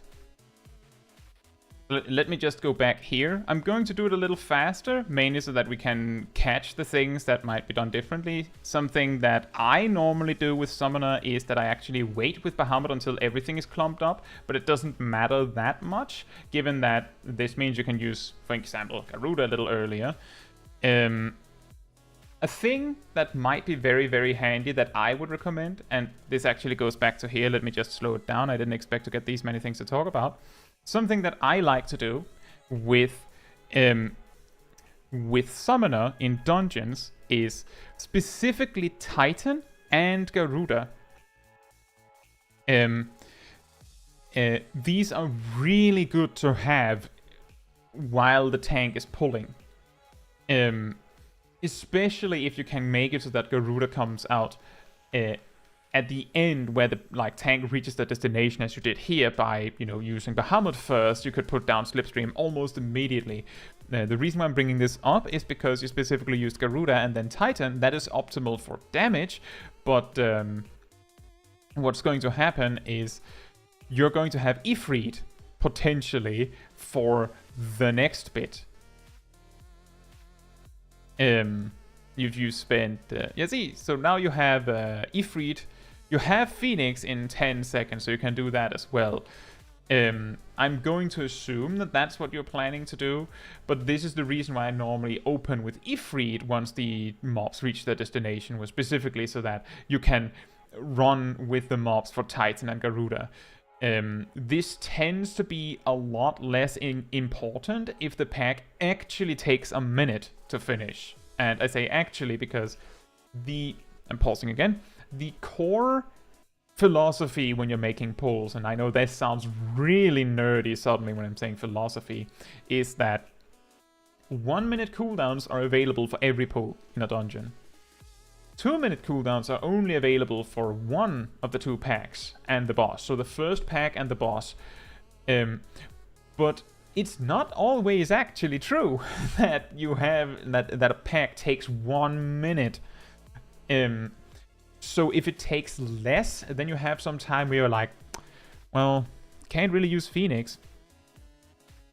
But if it takes more, then you're suddenly in the situation where, like, do I use Phoenix and then I might not have anything on the way to the next, or it's going to be really awkward because I'm just running with Phoenix. But point is, normally you expect a pull to take around a minute, and if it takes exactly a minute or less, you could completely remove Ifrit from the equation.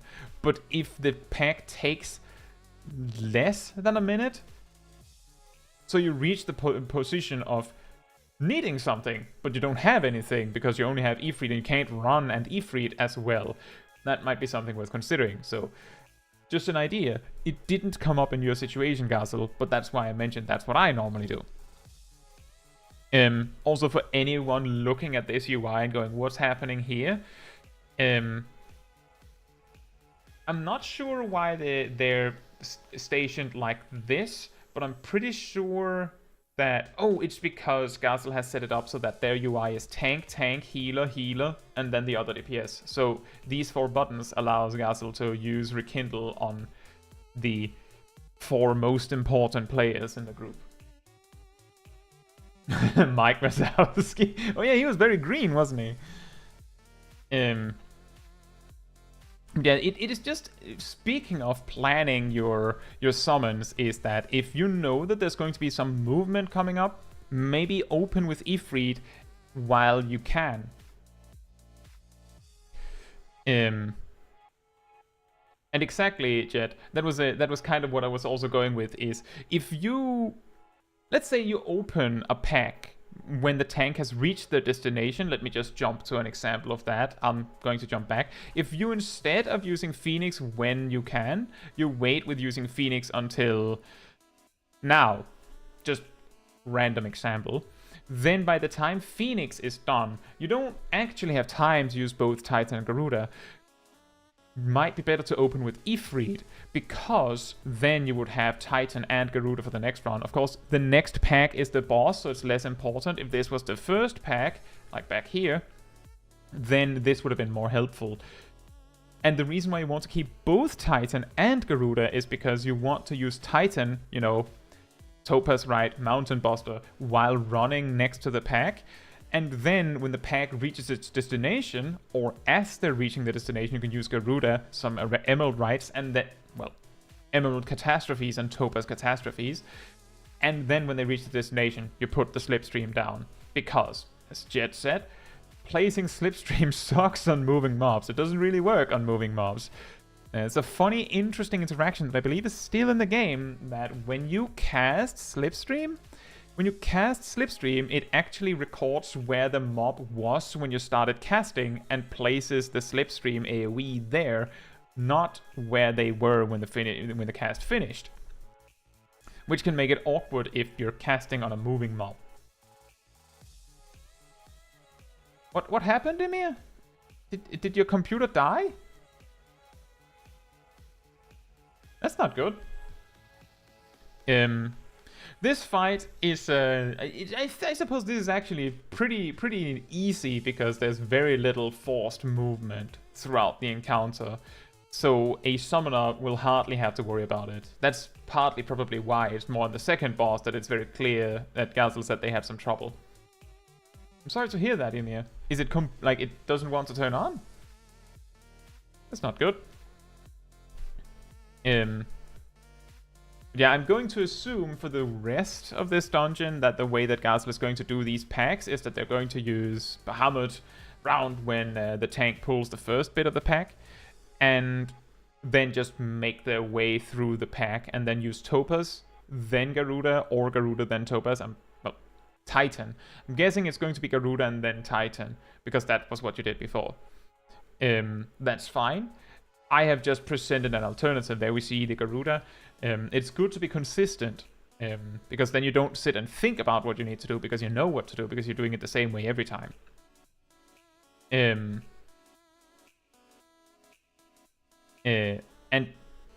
I've suggested what I wanted to suggest, the alternative of you can choose to delay Bahamut or Phoenix if you really like to do that to get the maximum value out of them, but that of course blocks you from using the other summons until you do.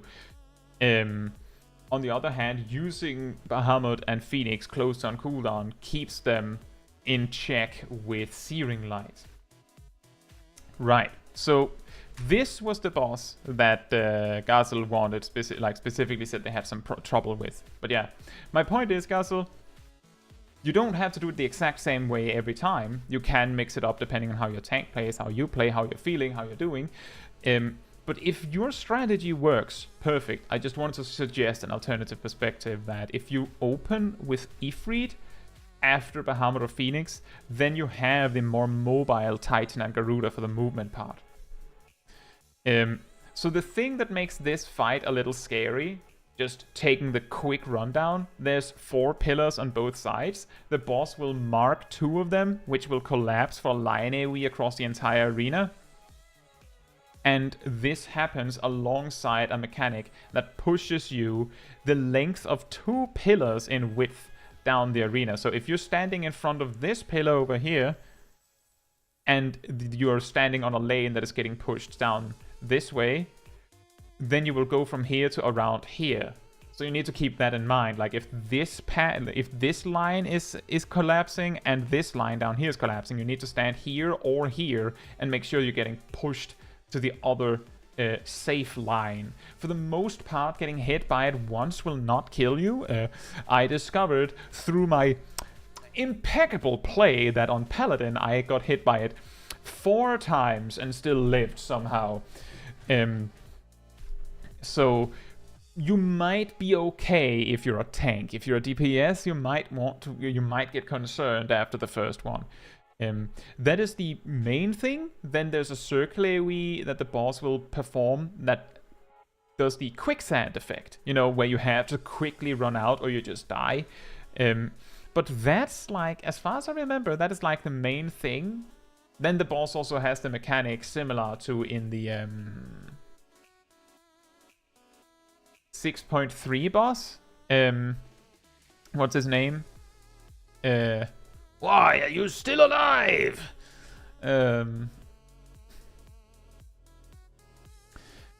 Caetsu, where it draws out a bunch of lines that the boss is going to dash in, and then it just dashes. And the thing is, these 3 things happen like almost like bam, bam, bam later in the fight, with the pillars and the push and the boss dashing around. So it's like can get a little hectic. And if you're a caster, and I mean, by technicality, someone as a caster, when you have your Ifrit phase, and if you don't have Swift cast for Slipstream, suddenly it becomes very difficult to plan when to cast it. So I'm going to be focusing on that because that sounded like that was what Gazel was concerned about. We're starting with a Titan phase, which of course is perfectly fine.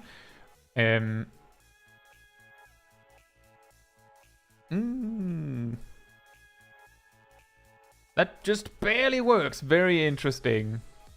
And that was very nice. I was actually watching specifically to see were you going to cancel out of the Ifrit phase with Bahamut, because in this particular context, it is usually optimal to do that. So we have the push. You could have used Surecast there, but given that we are getting the introduction to this mechanic, it would be less helpful to do that now. Do you have Surecast? Oh, it's there. Perfect. So it might be more helpful when the pillars happen. I'm pretty sure Surecast works on this.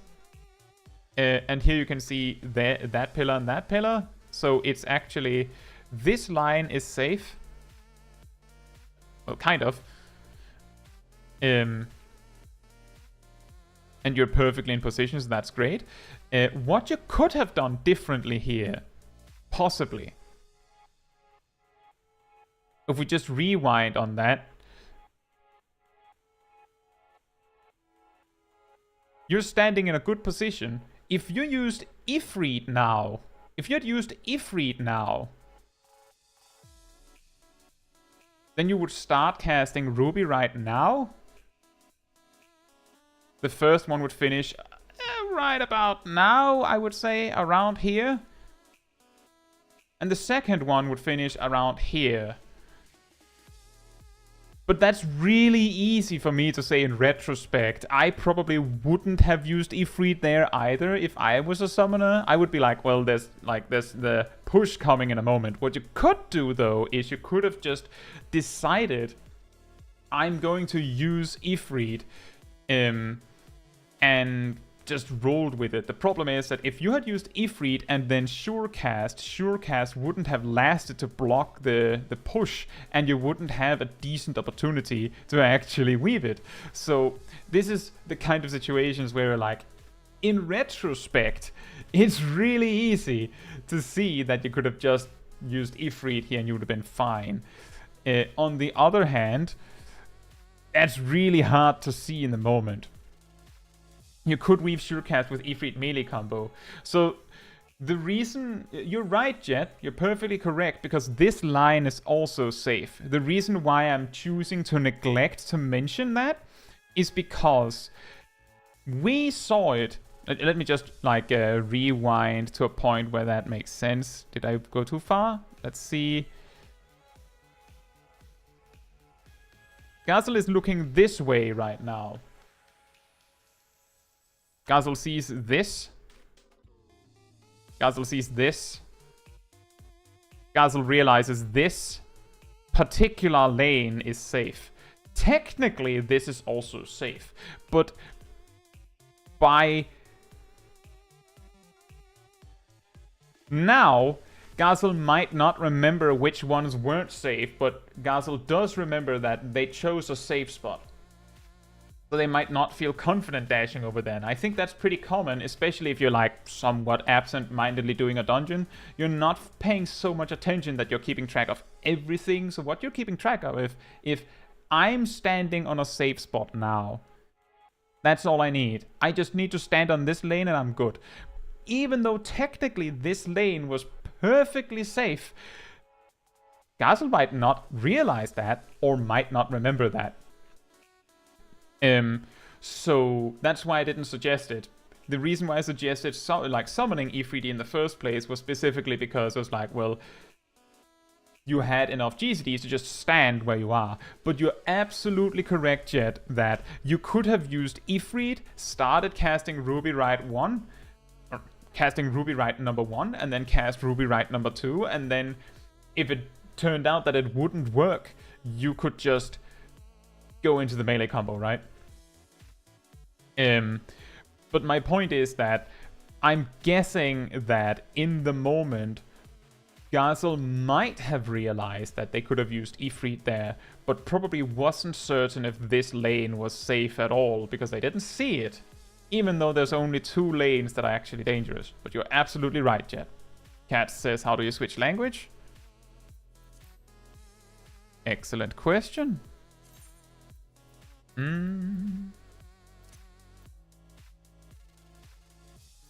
Language settings. I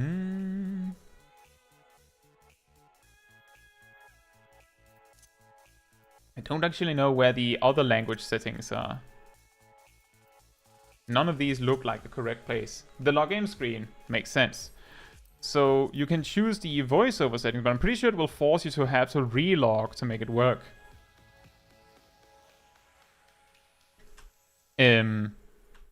And here we conveniently have that you have to get pushed to the other safe lane. And it did look like Gazel took a little step forward to be sure. Even though it's unnecessary, I believe this push actually shoves you precisely 2 lanes length down the path. Like, actually exactly 2. So because Gazel was standing, like, right on the edge, there was the toe touch over here. Yeah, this is like, this fight is something where personally I also feel that it can get a little scary to always be casting if you have to stand still for your casts. That was the instant slipstream. And it seems like the boss is going to kind of stay in it for a while, so that was very convenient. Do we get another opportunity to see the Ifrit thing? Or the Ifrit opportunity, so to speak. You can see over here, on your left, this lane in front of you, and this one. So actually the entire middle, the outer lanes are safe. Which actually means, and this is actually what really makes this fight scary, the safe spots without surecast is going to be here somewhere. Like on the bad spots. Even though you will feel inclined to move away from the dangerous lanes, you're actually supposed to stay in them or use surecast. Because now you can see if you're standing on this path, or this row, so to speak, this is the safe spot. Like on this dangerous lane itself. And if you're standing here, the safe spot is actually on this dangerous lane because you need to get pushed to the safe spot. It can be very confusing. Or a little overwhelming simply because of the amount.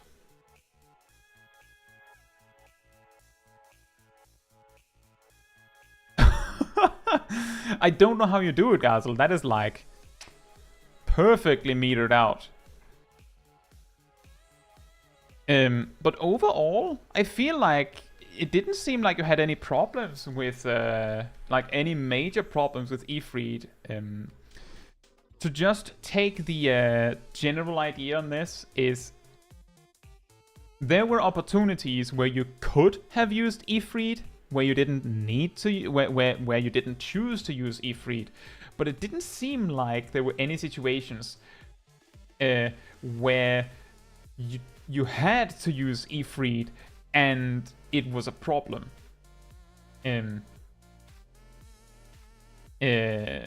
So I feel like this worked pretty well. Gaza says, in other runs usually I get a dot there because of going too far. Yeah, so in that case, and it's a little hard to point out on this screen, but I'm like 99% sure that this mechanic pushes you precisely 2 pillar line AoE lengths down the path. That means that the reason why you don't actually fall in the sand over here is because you were still in this line AoE, but not in this one. So if you just meter out, I need to land in this lane, then you just have to stand on this arrow pointing upwards, and stand on this lane. And that should generally work out. And the reason why I'm saying I'm not 100% sure is because I have not actually like sat down and gone, ooh, that's exactly the length. But I'm relatively sure. So you don't have to like step up to the edge like this. You just have to make sure that you're standing like imagine it like a 4x4 grid, right? Like just like a grid of 4x4 boxes, and each pillar hits, you can see 4 boxes, and this push pushes you 2 boxes in the direction that it's pointing, and you just have to make sure you're standing in the box where when you get pushed in a direction 2 boxes down, you land in a safe spot. That might be more confusing than it is helpful, but you don't have to like place yourself exactly on the edge, but just saying it so that you know that for next time you didn't get hit, so you know, all's well that ends well, as we've said, as we talk about here. And then the boss dies.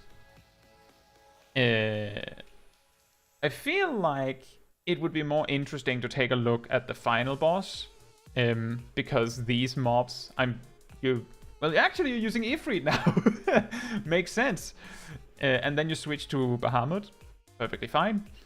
You're sticking to your strategy of prioritizing Bahamut way over Ifrit, which you should when you have the opportunity. But I'm going to jump to the final boss, because I'm going to guess that you're going to... Well, actually, let me just see. What are you doing here? Because you don't have Phoenix. Garuda. Well, of course. Makes sense. Do you then hold on to Slipstream? Oh, you skip out and just use Ifrit's instant attacks. That's actually pretty smart. I think that was pretty neat, and that overall works. So right, the final boss has some interesting movement patterns. It has some really interesting mechanics, I feel.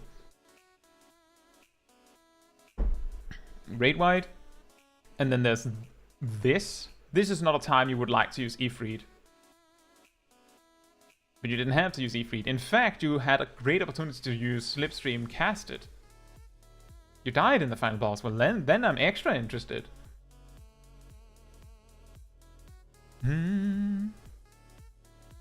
Interesting position.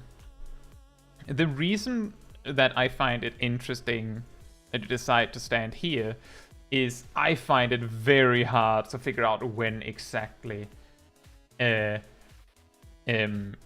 you should move in if I'm not standing on the exact spot where it starts.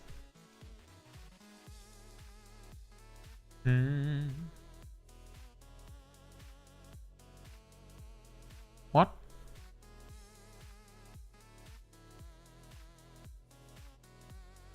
Wait, you have 2 vulnerability stacks. Let me just rewind that. You're standing a little on an awkward spot, so it's going to land on you at an unusual time. Okay, the problem is you were standing... I think... You stepped into the first set of AoEs. You should have moved to there, or there, like anywhere else but here. So what happens instead is that you get hit by the first one before you can move, it snapshots you. And then before you can move out of the second one, well actually, the second one snipes you on the outer ring because you forgot, because you got confused, I'm guessing. And now you're low health, 2 vulnerability stacks, the healer isn't ready for all that.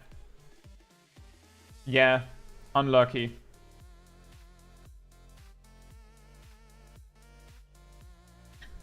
Well, you got raised really quickly, so that's good at least. This mechanic, not the first one, but this mechanic tends to catch me because there's quite a lot to consider whenever that mechanic happens. So it places these.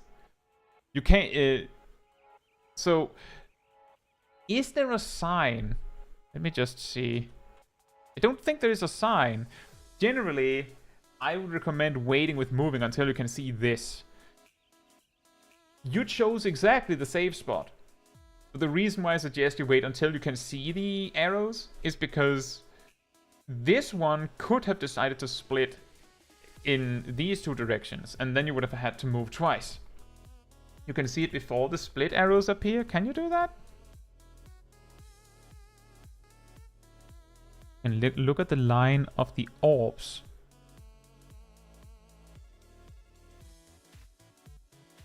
Do you mean like this? Or did you mean earlier than this?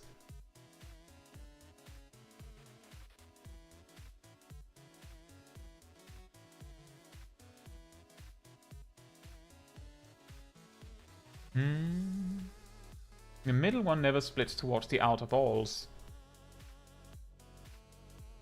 Isn't it splitting towards this one, though? This one is technically splitting in, like, the same path as this one. Or do you mean it doesn't split over there?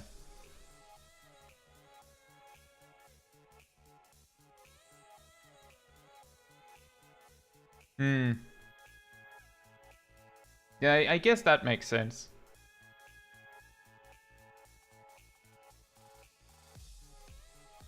Yeah, that does make sense. I haven't actually had to do this dungeon too many times. I haven't had the ability to, like, see, oh, this specific combination never happens. Like, I've done it enough times that I could guess that maybe it's an RNG thing. And I have had bad cases of just moving too early. It creates a line that you're seeing here, and then it adds 2 extra balls on the side. Fair enough. The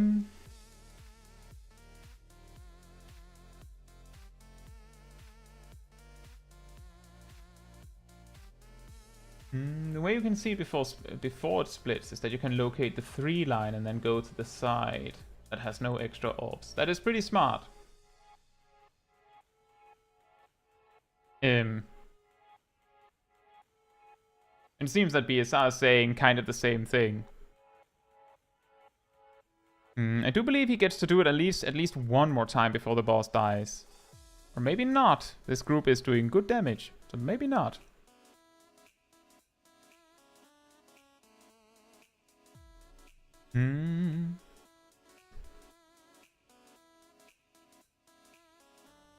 He's going to have to hurry if he wants to do it one more time.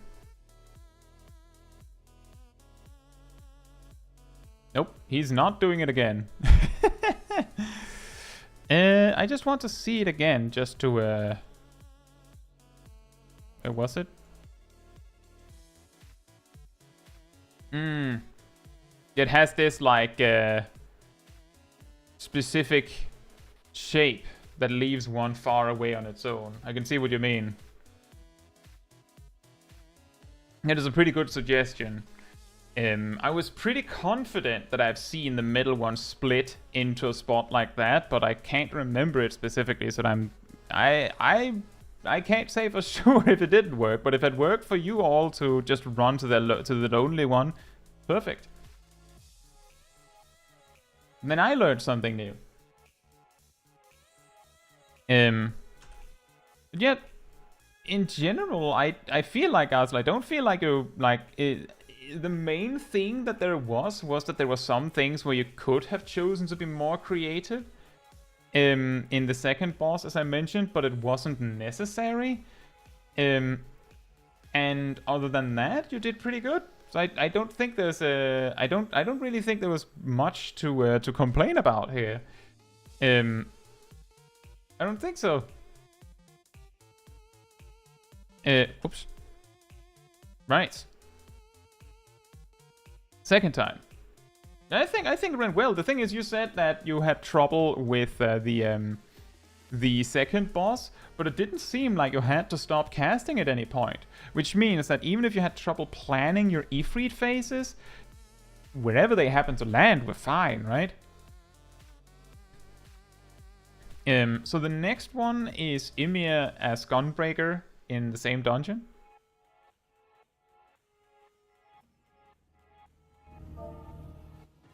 Right. There's actually sound on this one. I'm just going to turn off the sound, because I tend to, you know, speed up, and some people don't actually enjoy the sped up sounds.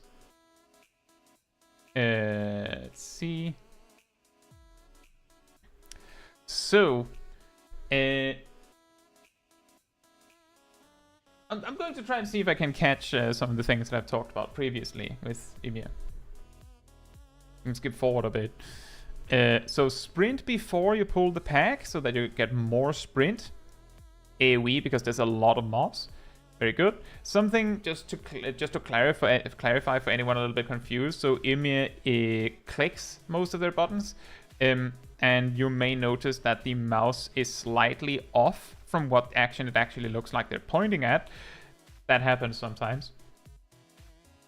Yeah, so you just have to, like, you can see right now we're pointing at Demon Slaughter, but the mouse is here. So just keep that in mind if you're if you're watching this. So here we are at the destination. There's a lot of stuff happening right here. See, No Mercy. Double down right off the gate. You can do that. What's your GCD? 245. Did you late weave No Mercy? I don't think you late weave No Mercy enough, at least, if that were to matter. I don't think you can fit 9 GCDs on that weave, but it's fine. It can get a little hectic in AoE packs. But with a 245 GCD, you would be able to, if you have a really good connection, you can late weave No Mercy, and then you will fit an extra GCD in your No Mercy window. But that's specifically because you are just below the requirement to do that. And then we have, you did do double down, so you could use Bloodfest and Bowshock. Wait, when did you use Heart of Corundum? Did you use that looks like you used it just before, didn't you? I jumped back a little too far in the other direction. And the reason I'm checking this is because we've talked about this previously. So before you start your burst, you do Heart of Corundum. Good idea. You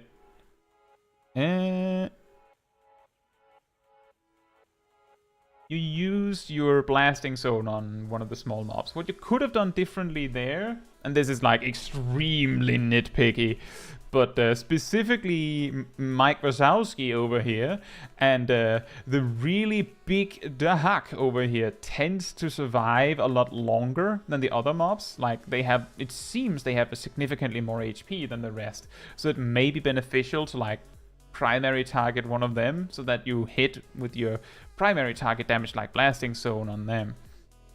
And that's just a minor thing that can make the packs go a little faster. You used Nebula, perfect. And you also have Aurora used on cooldown, that's very good. And Mike Wazowski died first somehow. And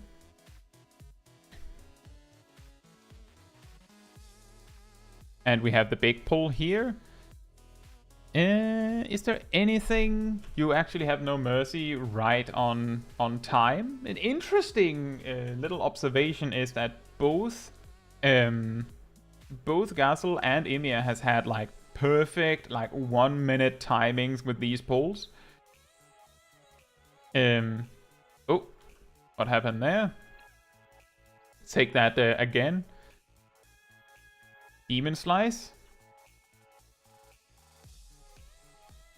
Demon Slaughter. Weave Heart of Corundum. Oops, I think... Well, that's fine. Wait, there's a lot of stuff happening here at once. It's because I'm observing something that might be problematic. So you're using Heart of Corundum, but you're using it as a late weave. And then you're using No Mercy. And then Double Down, which leads to a small delay on the Double Down itself. Because you kind of ended up late weaving Heart of Corundum. The thing you could have done differently there, of course, is just smash the Heart of Corundum, because it looked like your mouse was like hovering over it for a little bit. Like if you had just used it immediately, that might have been better. But it's overall is pretty fine. Is there anything in particular, Ymir, that you remember that you want me to comment on in this run? Because it seems... Well, actually... It seems, for the most part, that you're remembering the things, because I was just remembering the Rough Divide thing. And the opener's very nice. I got a little scary with so many things and then keeping track of the mouse.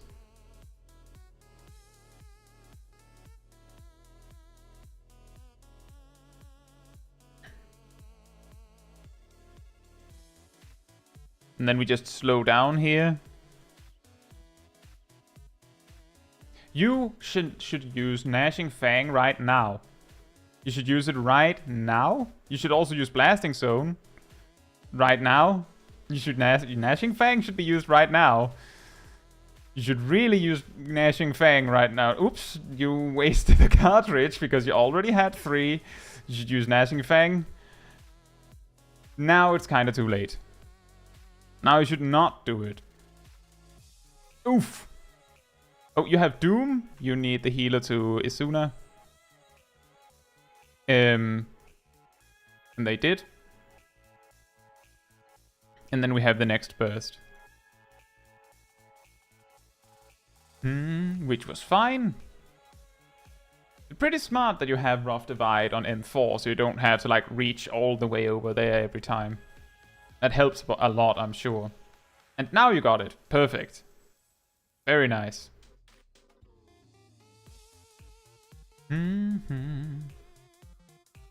It's almost like the recording itself heard it. You lost a cartridge there again.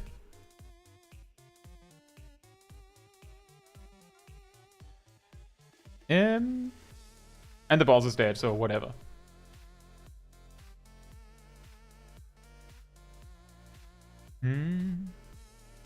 Mastermind says, wait, are they clicking half their abilities with their mouse?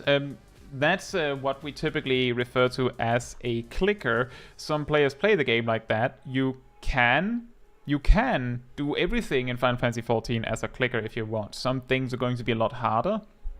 It's generally considered objectively easier to play the game with either only keybinds or a combination of keybinds and clicking at the very least, because that frees your mouse up and your keyboard has a lot more buttons. But it can be done, so there's nothing wrong with choosing to play the game like that. I think at my recommendation, I don't know if it is at my recommendation, I don't care if it's my recommendation, might be Emia's own decision entirely, has started to use some keybinds to like free up the mouse a little bit. But just a little bit helps a huge amount. And as you can see, the burst is being done properly, so there's nothing to complain about there. Jet says, not only does it free your mouse up, it also stops you from having to play a first-person shooter while playing Final Fantasy XIV. That's also a good point. Here's an interesting thing. Just wanted to mention, I'll just use my screen for that. When I started keybinding all of my buttons in World of Warcraft was like at some point in late Cataclysm to early Mist of Pandaria. Something interesting that caused that was that I had a faulty Razor Naga that would randomly just snap around the screen, so I couldn't actually trust my mouse to be where I thought it was going to be. So often I would rely on a lot more on my keyboard and only like the side buttons. But because I couldn't trust my mouse very well, I didn't want to click anything, right? So that's how I ended up keybinding everything, was that I couldn't actually trust my mouse in a do or die moment, so I didn't. I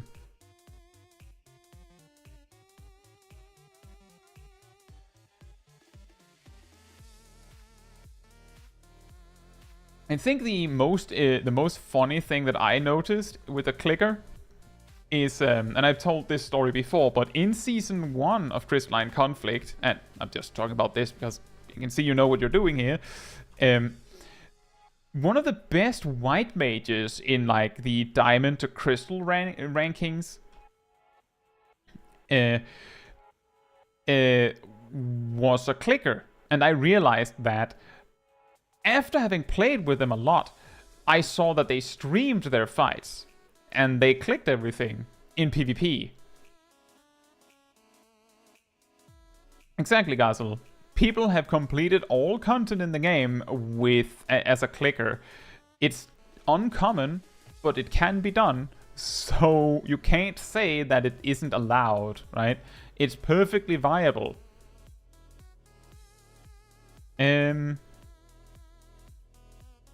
Khan says, not sure if it's been asked. Some heavily speculate the next cast will be Green Mage. What do you think about Green Mage if it were to be the next class? We actually talked about this earlier in the stream. If it is Green Mage, I hope it's a dot mage. However, they could make a Green Mage and say it's buff and debuff centric and just give it a lot of raid buffs or personal damage buffs and debuffs on the boss, and just have it be an upfront damage dealer just like the rest.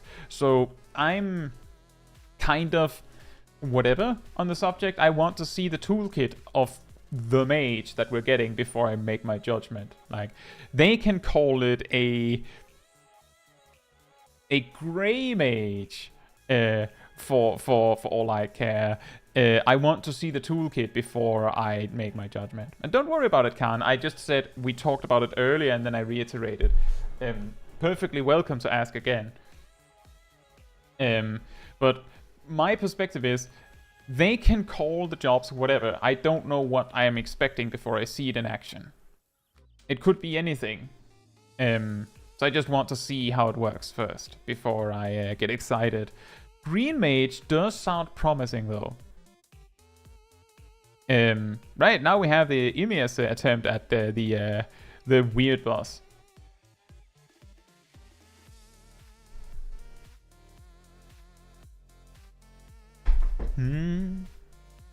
there was the immunity. So the thing is, and I pointed this out in Gazel's try, is that the push, you can use your knockback immunity and just ignore it perfectly fine. It might be beneficial to wait until the second one, because on the second one, the pillars fall and like everything's just bad.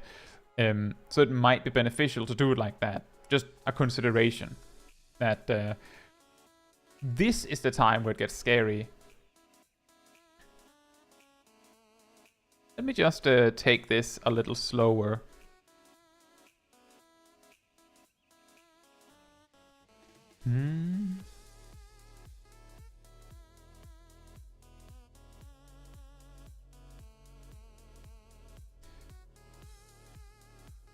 We can see just barely that this pillar is dangerous. Now we can see it. Where's the other one? What other pillar is dangerous, Ymir? What's the safe spot? So let me just actually, because it's not entirely obvious with this, the pillars that fall are the pillars that the boss smacks into. So you can see it actually smacked into that pillar and then it's turning. So that means just, let's see, interpolate here. I'm pretty sure that it's these two rows that are dangerous based on where it's going here. But I can't see it. No, it's fine, Imi. I'm going over it so that if there's anyone else that doesn't get it. But yeah, means that the center is the dangerous part, which means that now that we can see this, we actually see that this one is broken now. That means that this, you want to stand here or here. Like one of these spots. Or, of course, you know, the zigzag, any of these 4 spots is the safe spot. Or use arm's length, that also works. Remember, folks, the correct decision for boss mechanics as a tank is to pop a cooldown and ignore it. You know, I just want to say, because Ymir says this is my second attempt. When I did this for the second time, I think I got 4 vulnerability stacks as a paladin. But yeah, you are moving, but you move to like you're almost right here, so that is actually pretty good.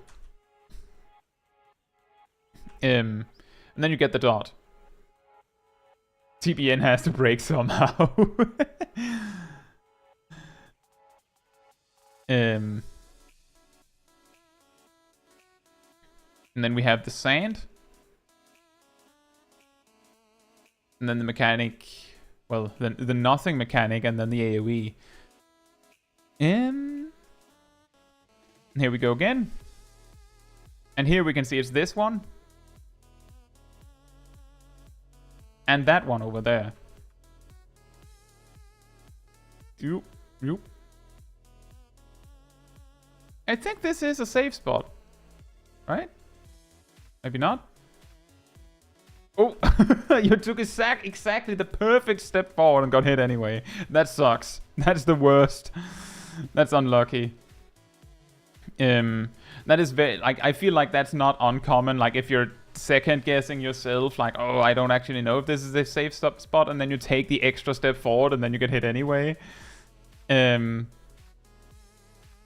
cooldowns into inner release, ignore everything but about the mechanics. You know, reminds me of my Thalea run with my warrior, my second go, where we had where I had inner release or arm's length for every knockback in the final boss fight.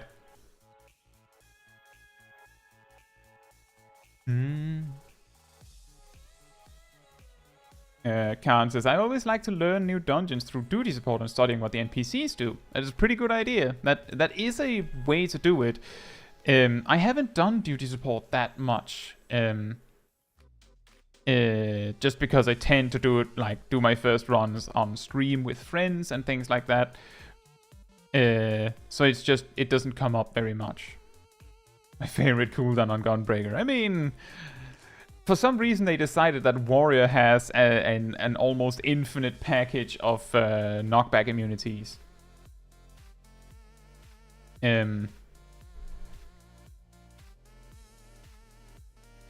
Personally, I would almost feel less safe doing the dungeon the first time with duty support, because if you die, then the boss resets immediately.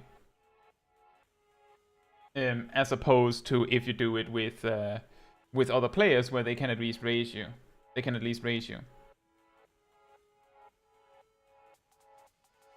Warrior's too angry to die. How a knockback supposed to stand up to that? Very fair. You think damage can kill me? Why would knockbacks work? And then we have round 2 of this fight.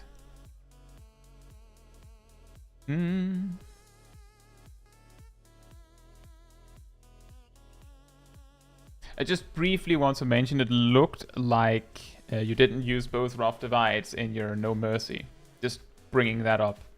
Because this is something we've talked about before. Did you? What happened there? Oop. You missed the eye gouge. And I'm guessing you were focused on the boss mechanic. Understandable.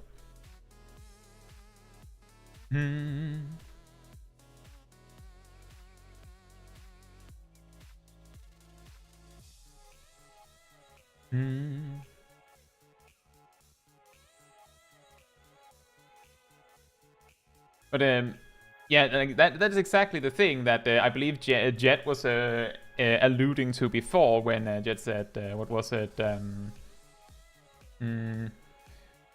It also stops you from having to play a first-person shooter while playing Final Fantasy XIV, because you don't. That means you don't have to like actually aim and press the button on your screen. You just click the button combination on your keyboard, and yeah, as suggested, the save spot is the orb that is distant from the rest. I hadn't actually noticed that pattern myself. That interesting. Now I learned that. Worth it. Perfect.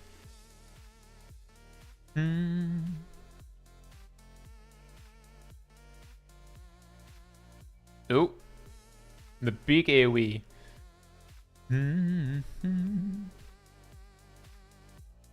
Oh, another Vuln stack. As long as it's just one, you're fine, probably. Something... This is like a really sweaty detail, but when you reach a point where you might not be very confident that the boss is actually going to live for your next burst, you could use Burst Strike earlier, but it doesn't change very much. Like, this is a case of the boss is about to die, so you could sneak in slightly more damage so that the boss dies 0.1 second sooner. But that's something to consider. This is something that you can sometimes practice in Stone Sky Sea, in that if the dummy is like near death, then you might be able to see yourself like that. Oh, there's not going to be another No Mercy. There's not going to be another inner release. Whatever it is. So you don't plan around it. With Gunbreaker, there's more, because it means you can just throw your burst strikes. With Paladin, it means that you can just use your Divine Might and your Atonement immediately instead of holding on to them, because there's not going to be another burst, right? There's just that the remainder of the fight. Exactly, monks using Six-Sided Star as a final GCD to pad damage. In fact, this is like extra sweaty detail, but depending on where you are in your filler rotation as a monk, sometimes using Dragon Kick like 2 to 3 times and then Six-Sided Star can be a minimal DPS gain in the final seconds of a fight. But you have to know when the time is, or your DPS is completely screwed. But the trick is that if there isn't going to be another burst or another burst phase, then there's no reason to stockpile your resources for the burst phase. This is more helpful for jobs that have things they can stockpile, like Gunbreaker cartridges, tanks and their dashes and things like that. If there's not going to be another opportunity to throw them in a burst, then just using them to get them used for some extra damage right now is typically better.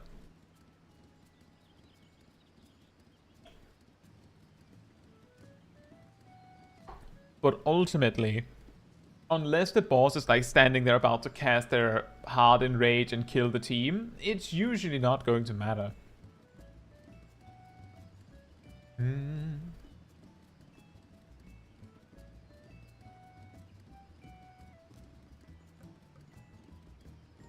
Chelsea says, I remember inner release causing Warrior and P7S to not get knocked back for light parties.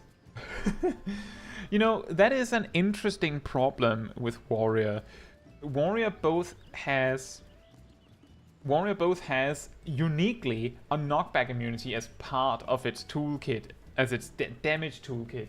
But on top of that, it has an additional hidden knockback immunity just because Holmgang used to do that as a side effect of locking your position. It's pretty funny that Warrior has so many knockback immunities that it would not surprise me that in certain situations it's actually detrimental rather than beneficial. Like if you actually need everyone to get knocked. It reminds me of, speaking of Ymir's Seed of Sacrifice, that when you're doing it even on normal, you can sometimes, if the fight manages to drag on long enough, there's this mechanic where a water knockback happens, you know, the classic water and knockbacks, immediately followed by a stack marker with very little reaction time. Small enough reaction time that if, say, half the raid used a knockback immunity and the other half didn't, then there's a pretty good chance that only half of the raid is going to be able to participate in the stack marker. And even on normal, that can mean some people are gonna die. Probably some mage DPS, perhaps. Maybe all DPS. Maybe even healers could die to that. Especially if you're not, like, topped up. So that is a pretty good example of how knockback immunity can be detrimental. Just for those curious, the way that I normally deal with the mechanics, try to position myself close enough, like in the middle of the team, so that it doesn't matter whether the stack marker is on someone who used a knockback immunity or didn't. I won't use mine because nowadays Seed of Sacrifice is so rare that it's very likely that everyone in your party are first-timers, or at least a possibility, or no one can remember that that's how you deal with it, so they don't use a knockback immunity. So there's probably more people in the no knockback immunity pile than there are in the knockback immunity pile. So I'll just join the living team, the surviving team, so to speak. Right. We have 2 clips left. Let me just check. I didn't have much time to see or listen in, so I don't know if there's anything that would suggest I should turn off the sound of these clips. I can see that one of you has voiceover. Maybe you don't want that. I don't know if the other one has, so maybe it's better I just don't have sound for these, unless there's something you feel like is very important that you can hear. And this is both to Matthew and to Jet. Matthew says mine has game sounds only. Fair enough. Well, we can start with that. So I've specifically hopped to the clear go. I think it should be at normal speed. Yep. And Jet says, oh, mine has also only game sound. Fair enough, fair enough. It's just, normally I take a little bit to, like, review the clip, but I realized as I started the stream earlier, oh yeah, I forgot that part. And I did see another clip that was posted that had, like, I believe, like 3 or 4 copyright claims for music. So I just wanted to make sure that I was aware of this.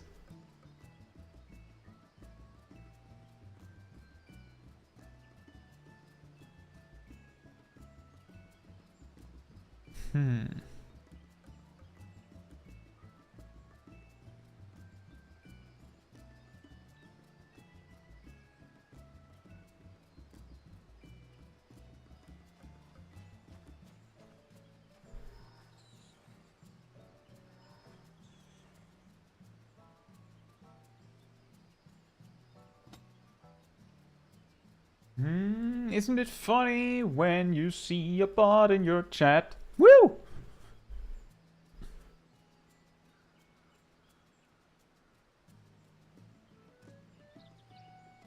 Mia says, someone in that Seed of Sacrifice party told me not to spoil the Shadowbringers leveling story in the final trial for Shadowbringers. I'm wondering what what the context there is. Like, how did that, like, what happened? Actually, just a moment.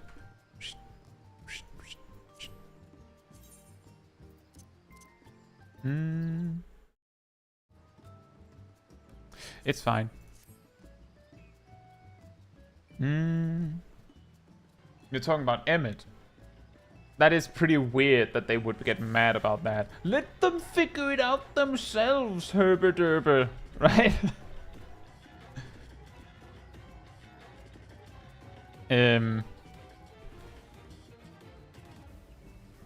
So I don't actually know the tactics for this boss, so it's just as surprising for me, but I would like to see Matthew's clear. I'll try my best to see if I can get the patterns, but I'm going to try and not pause too much. Is this everyone to 1 HP? Because that's what it is on normal.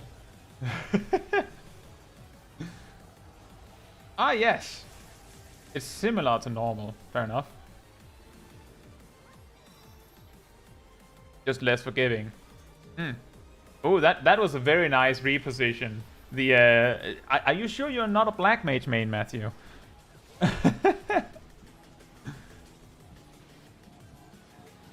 I didn't even notice that the Doom timer was shorter.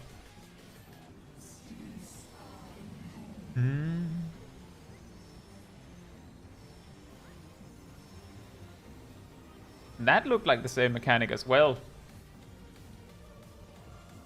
So it's mostly the same fight, but less forgiving. Oh, I know, Phil, I know. I assumed you meant just less forgiving in general. But just an example of that is Doom being 10 seconds.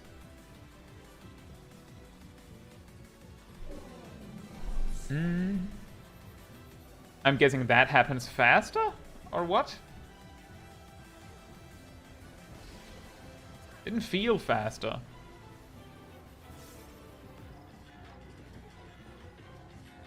Oh, it happens twice? With a dip. Wait, what?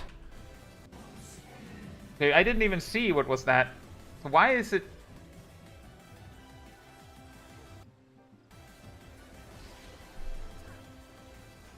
Why is it you had to move over there? Oh, because there's those markers. Right, okay. Because it looked like it was the same area again, but then there was the 2 crosses that added like extra AoE, so the original save spot wasn't safe anymore. Is that right?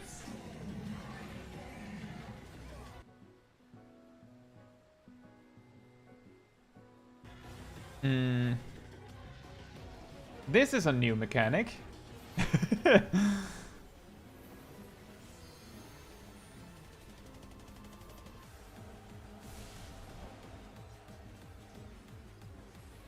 Greed? Do those fly faster then?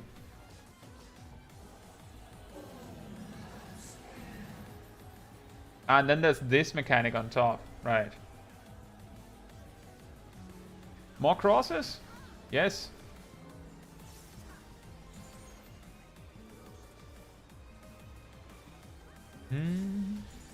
Oh, tank dead. And summoner dead.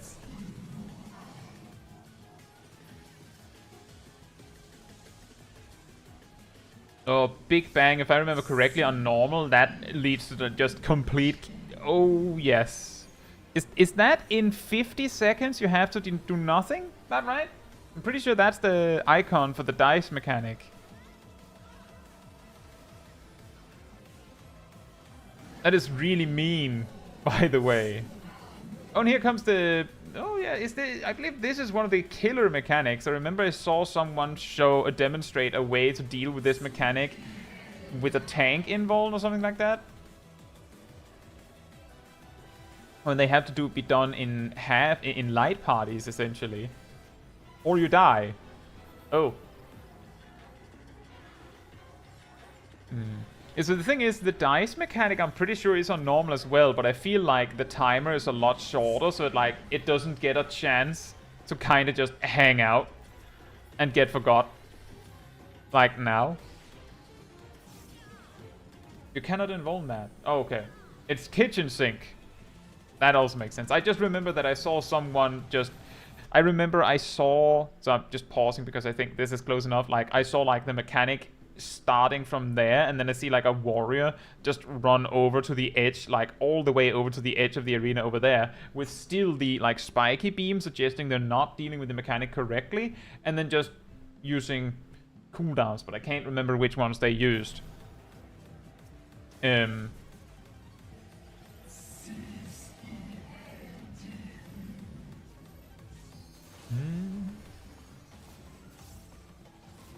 It wouldn't surprise me if a mechanic like that goes through invulns. It is pretty funny how often you will discover that mechanics ignore invulns because it's too easy to deal with mechanics with invulns. I think it's pretty funny how often that happens.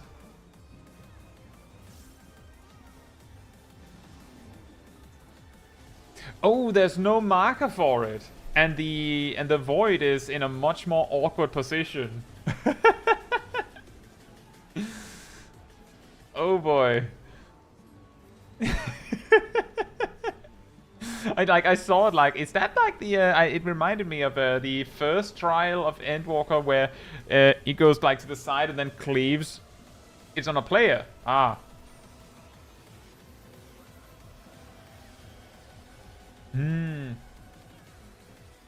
It's the up times. But well, I mean, if it doesn't really matter where the void starts, as long as it's far enough that that there's a safe spot to stand in, right? And here comes the 1 HP again. Actually, if I remember correctly, it's around this point where the normal version just restarts from the beginning. So I would assume that on the extreme version, they just either they do the same, but they just like add extra stank on it with more stuff like now. Where on normal they kind of just go, all right, start at the top. And it kind of looks like we're starting at the top here. Just rewind and go again.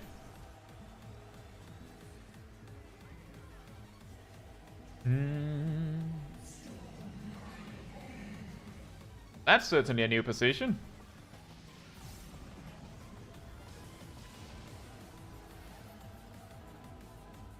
And there's a chase marker. Was that chase marker in the previous one? I mean, the first one, the start of the fight? I don't remember. I was more focused on, I remember seeing that Matthew was just standing in the fire there.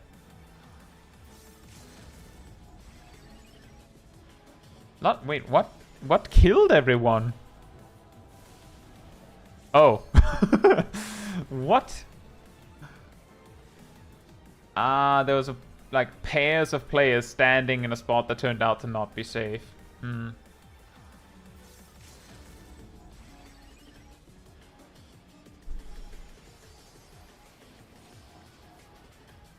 here comes the poison again. Or the bio.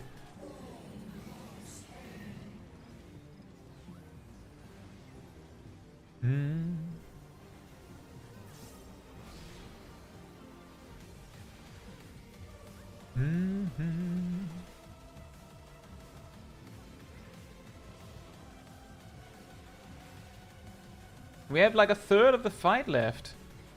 Wait, that was a random invul. I don't think the tank died, or would have died from that. I guess that was like a panic button because I think they were going to get hit by a mechanic. I know that one. Like if you don't know if it's going to kill you, I'm just gonna use Holmgang here.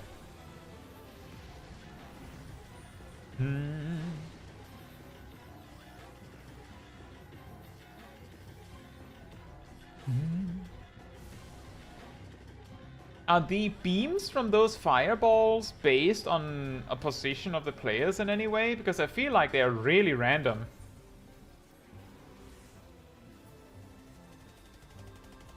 Hmm. Like sometimes they're like pointing in like an X, like in like a shape like this, and other times it's like an actual like plus shape. The preset in phase 3. Okay. Hmm. Interesting. I'm guessing that the reason why they're random in phase 1 is because they're not presented alongside another mechanic, so it's a lot more reasonable to expect that you can find a safe spot if you want to, whereas if it's presented alongside like another mechanic, it's like if it's random, there might not actually be a way to deal with the mechanic.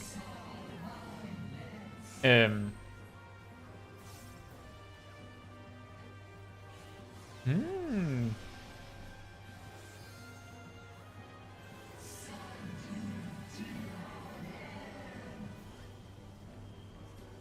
Ah, there it is. I was looking like, that is not a difficult mechanic to deal with, honestly. And then I see all the circle AoEs come down at the same time. Ah.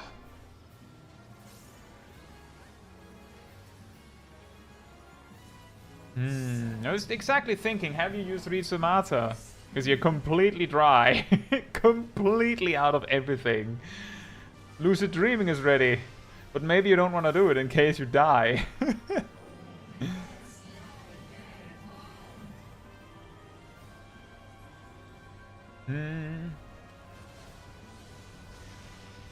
Oof.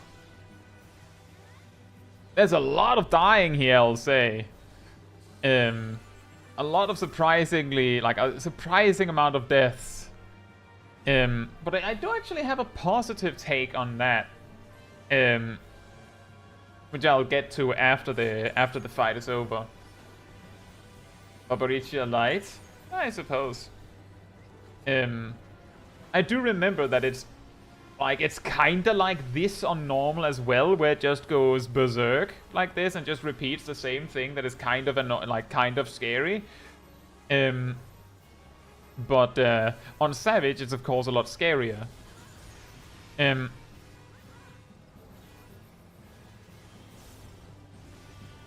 But there's a positive side to the fight, like just kinda letting you get away with these many deaths. I think.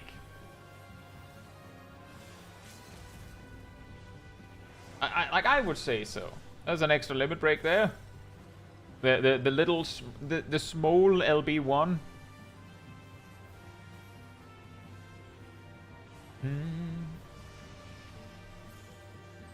Nice!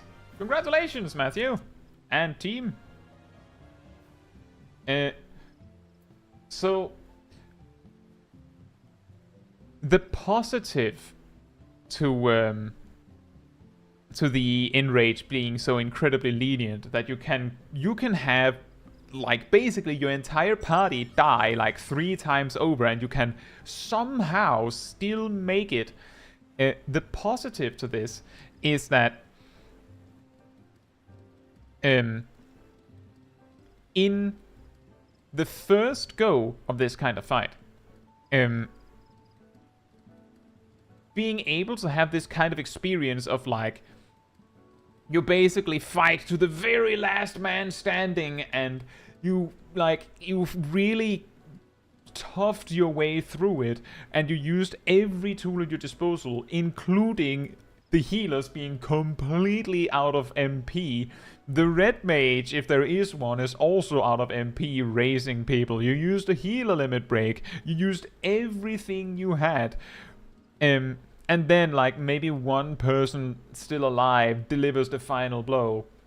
This is a lot more likely if the boss fight itself is hard and requires you to, like, play well, but it doesn't have, like, a really, really evil or strict enrage timer. Because that means that it isn't fatal if a few players die. Because that's the problem. If the enrage timer is strict enough that you have to be perfect, then it means that you have to be perfect. Which means that when anything less isn't good enough, and that means that instead of having this experience of like pushing through and going as fast as you can, like, maybe we can hold on a little more. If we can just get one more raise, we might be able to do it. We might be able to recover and continue the fight. Is a lot more, I think, fun for the players. Even though you could argue that it also leads to a much more lenient and so easier fight by construction. The only thing that the Enrage needs to do is it has to prohibit unfair teams or unreasonable teams in a way. What I mean by this is, if you can beat the fight with no DPS players, just tanks and healers, then it could be argued that you would have no reason to bring any DPS. So the Enrage has to be strict enough and the boss has to be stressful enough that you don't want to bring like the turtle squad of as many tanks and healers as you can get away with. And the thing is that they could prevent this by just saying, oh, well, when you're doing the current content, you can't bring anything but a balanced team with 4 DPS, 2 tanks, and 2 healers.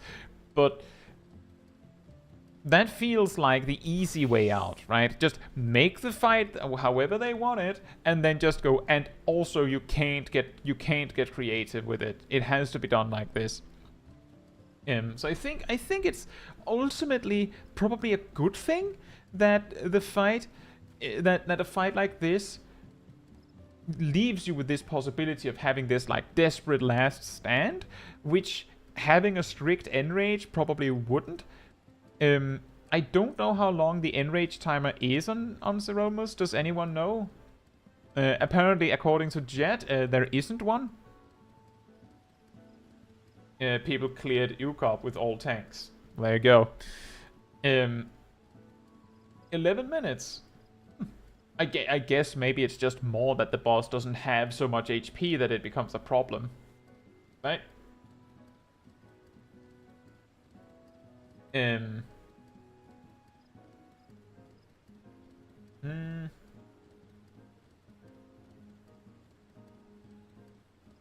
But I think it's not a bad idea that the fights are like this, where you can have these, because the Enrage timer being super strict would mean that they require a more perfect performance for your first kill. But on the other hand, your first kill is going to be a special experience regardless. It's the first time you kill the boss. That is always going to be different from all of your future kills. The future kills are just going to be the farm where you do it again. And once you have the farm down, yeah, if the fight is less lenient, it's going to be harder to farm it. But if the aim of the fight is to deliver a really awesome first experience, then I think a fight like this, where you can, come sliding through on one wheel on a completely destroyed car, rather than it having to be perfect, otherwise there's no point. I think that might be better, even if it isn't as challenging to the strongest players, right? And that's also the part that the Savage players would already have no reason to do this fight.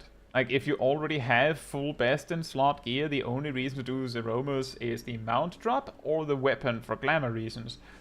So the reason it might feel super lenient is because many of the players that went in and did it and was like, this is kind of easy, already had an item level 660. When it is balanced for, let's see here, 640, you're supposed to beat this in full crafted gear. Not augmented, just crafted gear. That might make it a lot less lenient.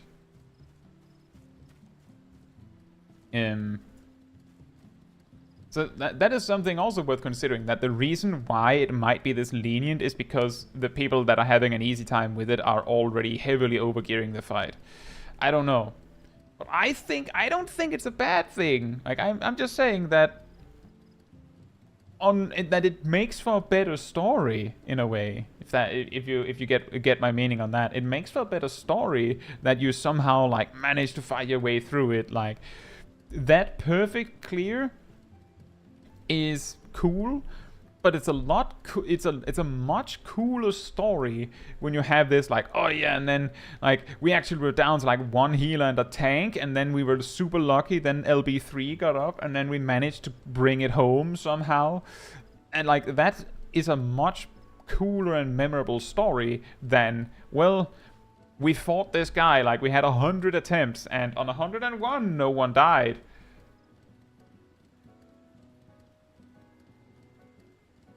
Cat says, what do you think about an ultra ultimate mode where bosses only give cast bar and there's no warning on the floor for the hitbox?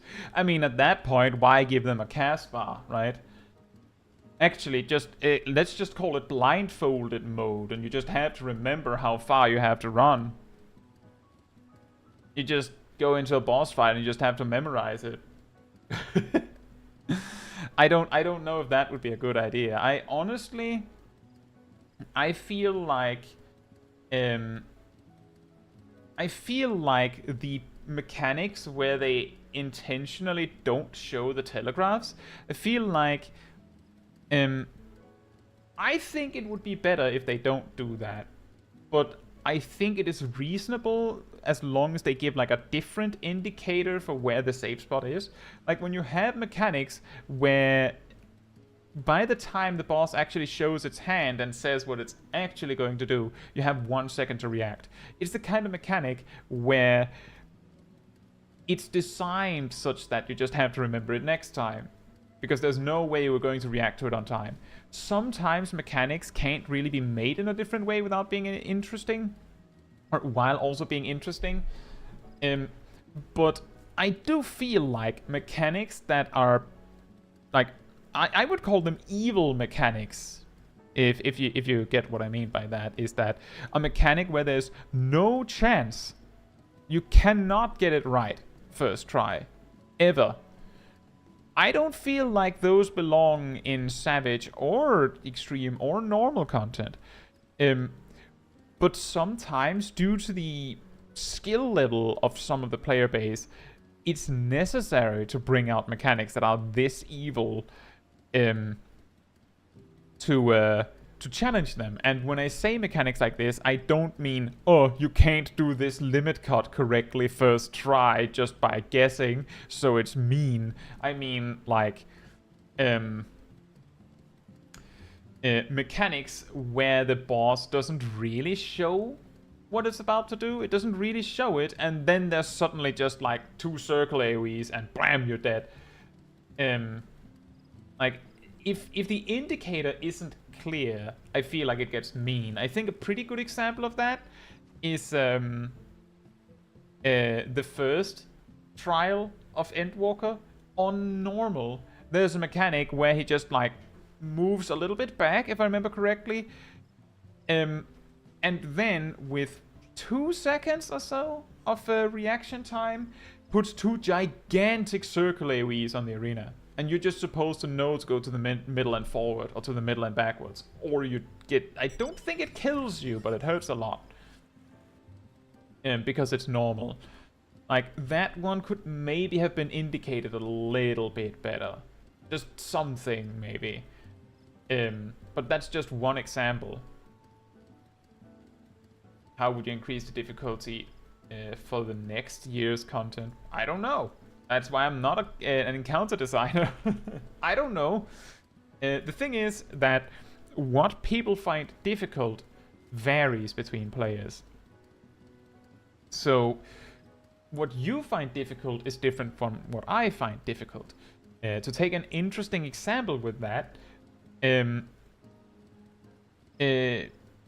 I saw a lot of varying opinions on the wall-to-wall pull list video I released somewhat recently.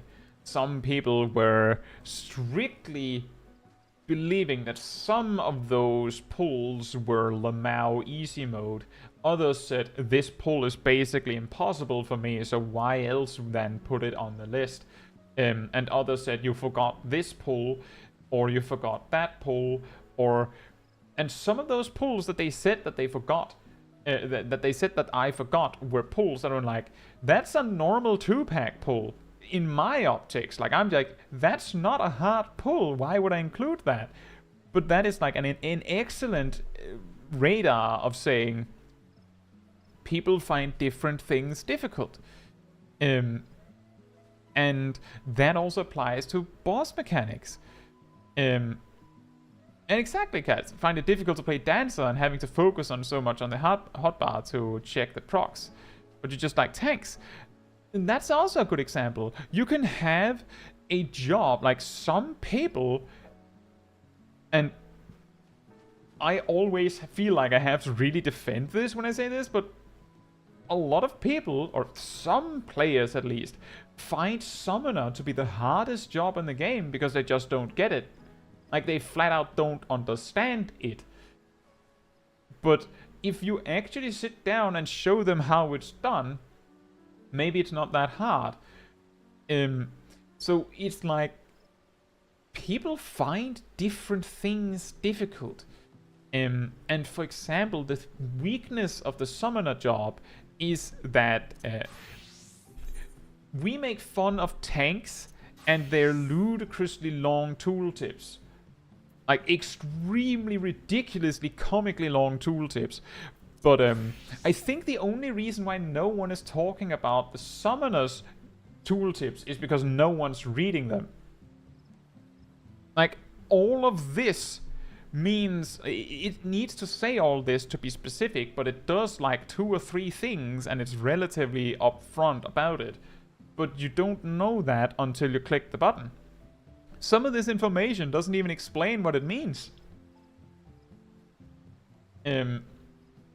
Like, summons Ruby Ifrit and it orders it to execute Inferno, which does damage. So, it does damage.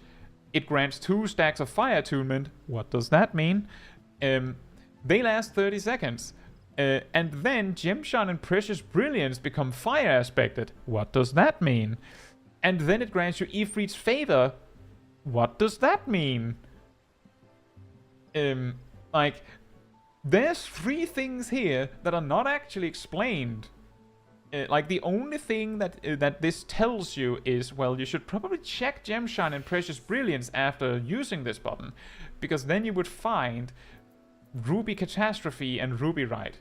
See, oh, they do damage. Aha. And the other rights do different kinds of damage with different, like, properties, right? It doesn't direct you to Astral Flow, though, does it? You just have to know that Astral Flow has an Ifrit's favor mechanic. Exactly, Phil. It doesn't even name Astral Flow in the tooltip. And I don't think any of them do. Like, all of the things that change Astral Flow doesn't actually mention Astral Flow, it's just there. Summoner can be extremely difficult to understand or learn.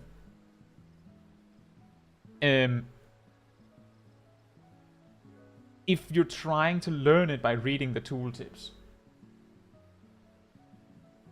Specifically because many of the buttons are like designed so that it's easier if you just click the button.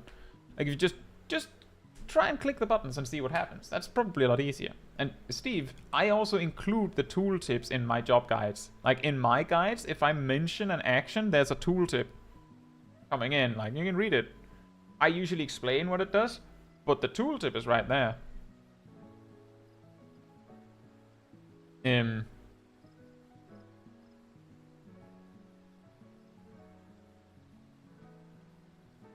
BSR says that the developers left half of the tooltip for Army's payout in the trade menu. You know what, to be fair, could you imagine if they took this and this in one tooltip? Actually, I might be able to construct that for you. Just Let me just see if I can do that. That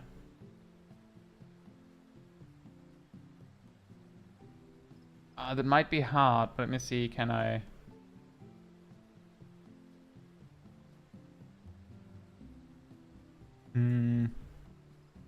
It'd be like this long from top to bottom. Just half of your screen for army span. Oh yeah, and it also gives a coda, but I think it says that, doesn't it? Yeah, it says right at the bottom.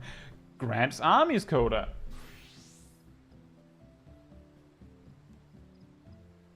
Finally, a tooltip to rival Living Dead. Oh boy. Oh boy. I think it was really funny because I remember reading the tooltip for Living Dead and actually not being 100% sure how it worked. What the longest single tooltip actually is. Just at a guess, I would say this. Any suggestions, any challenges to this for the longest single tooltip?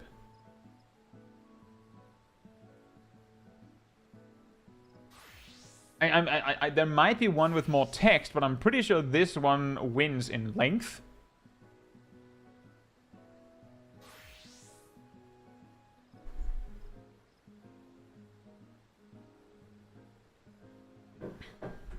This one is actually, well, it's not that bad. This is definitely the crazy one. Is there a longer tooltip than technical finish? I feel like the reason why technical finish can sort of get away with this is because you rarely read it. Arcane Circle. That's pretty good. 6, 9, 12, 15. I say 16 lines.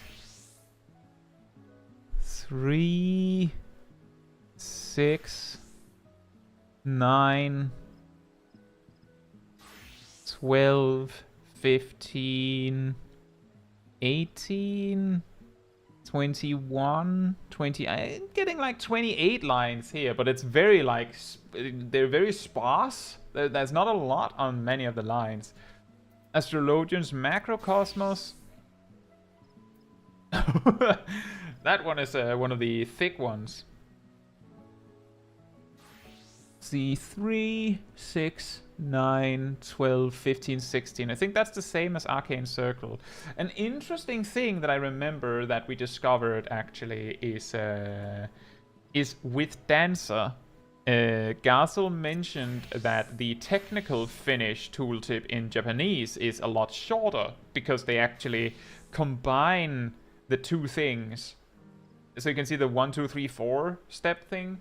I'm pretty sure in Japanese it's like 0 steps 350, 1 step 540 and 1%, 2 steps 720 and 2%, and so on and so forth. And by just combining these two lines, they almost cut the tooltip in half.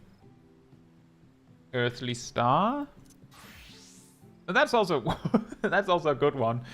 It's really, really strong with the tooltips where it's like two things.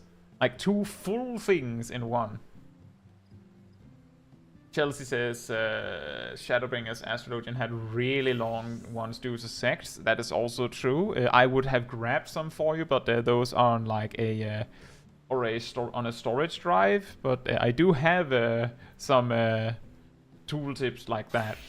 I remember I made a funny little thing in an old guide. I believe it was a guide for tanks on how to tank, where I mention positive areas to stand in, like domes, and I believe I showed this one, and then just deleted half of the tooltip because I knew that Nocturnal Sect, which had a different version of it, was just going to be deleted. There's a reason that speedrunners prefer the Japanese version of Ocarina of Time. Kanji allows them to immensely condense text. It's interesting because with games, it sometimes varies which one is the faster one, because sometimes the developers in the English version has done something with the text that makes it not matter. Celtic Spring. Yeah, that might be the longest, like, regular weapon skill, like combo step weapon skill. Because of the whole wheel in motion part. So, speaking of which, how are people feeling? Do you like it being called wheel in motion instead of wheeling thrust ready? I actually like wheel in motion better. If I remember correctly, I think we also looked into this and discovered that the Japanese version of the game just has, well, it doesn't say wheeling thrust ready, it just says the name of wheeling thrust in Japanese, and then a word to indicate that it is ready. It is funny with these where they have, like, given the tool, like the buffs, unique names. Because I don't think the wheel in motion thing comes up very much. It's like how for example, Monk's Twin Snakes buff is actually called Disciplined Fist, but I'm pretty sure if you call it Disciplined Fist without in the same breath going the buff from Twin Snakes, most monks will be like, Disciplined what? Because people don't read that, they go, it's the buff from Twin Snakes.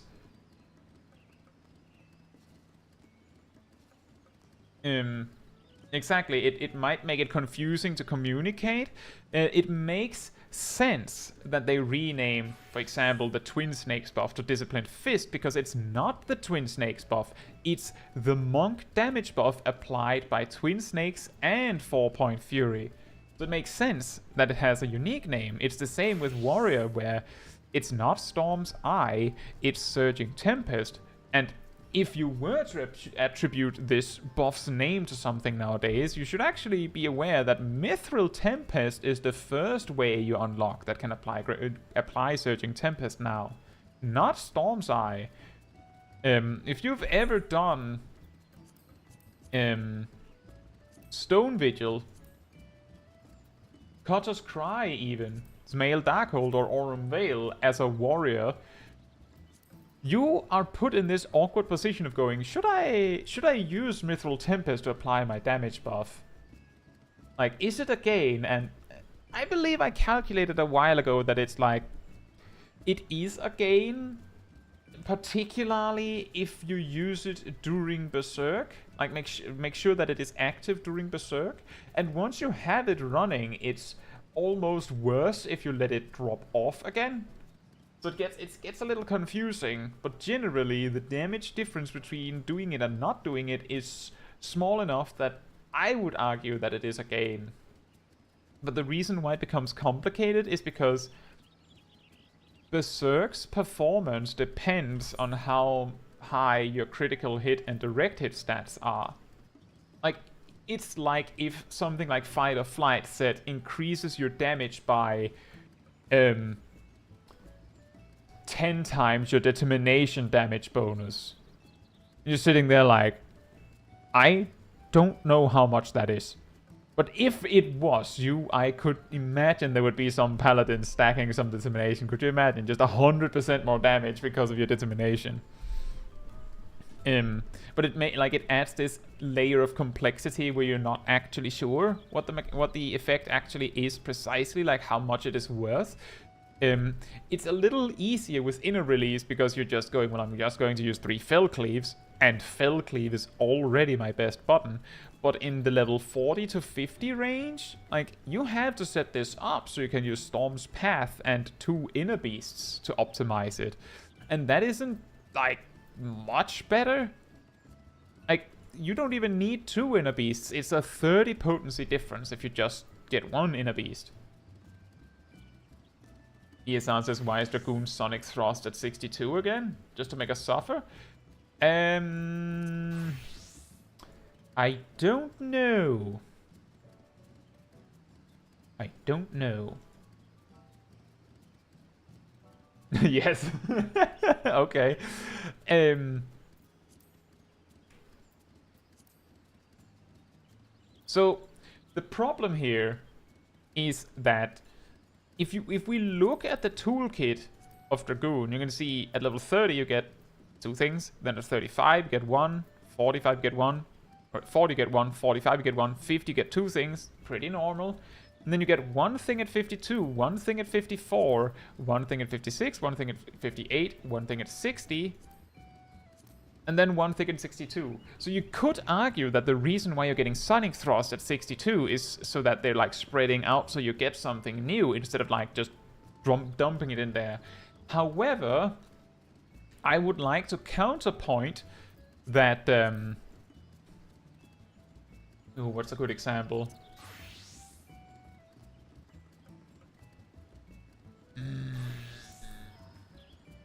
Machinist doesn't get anything at 68.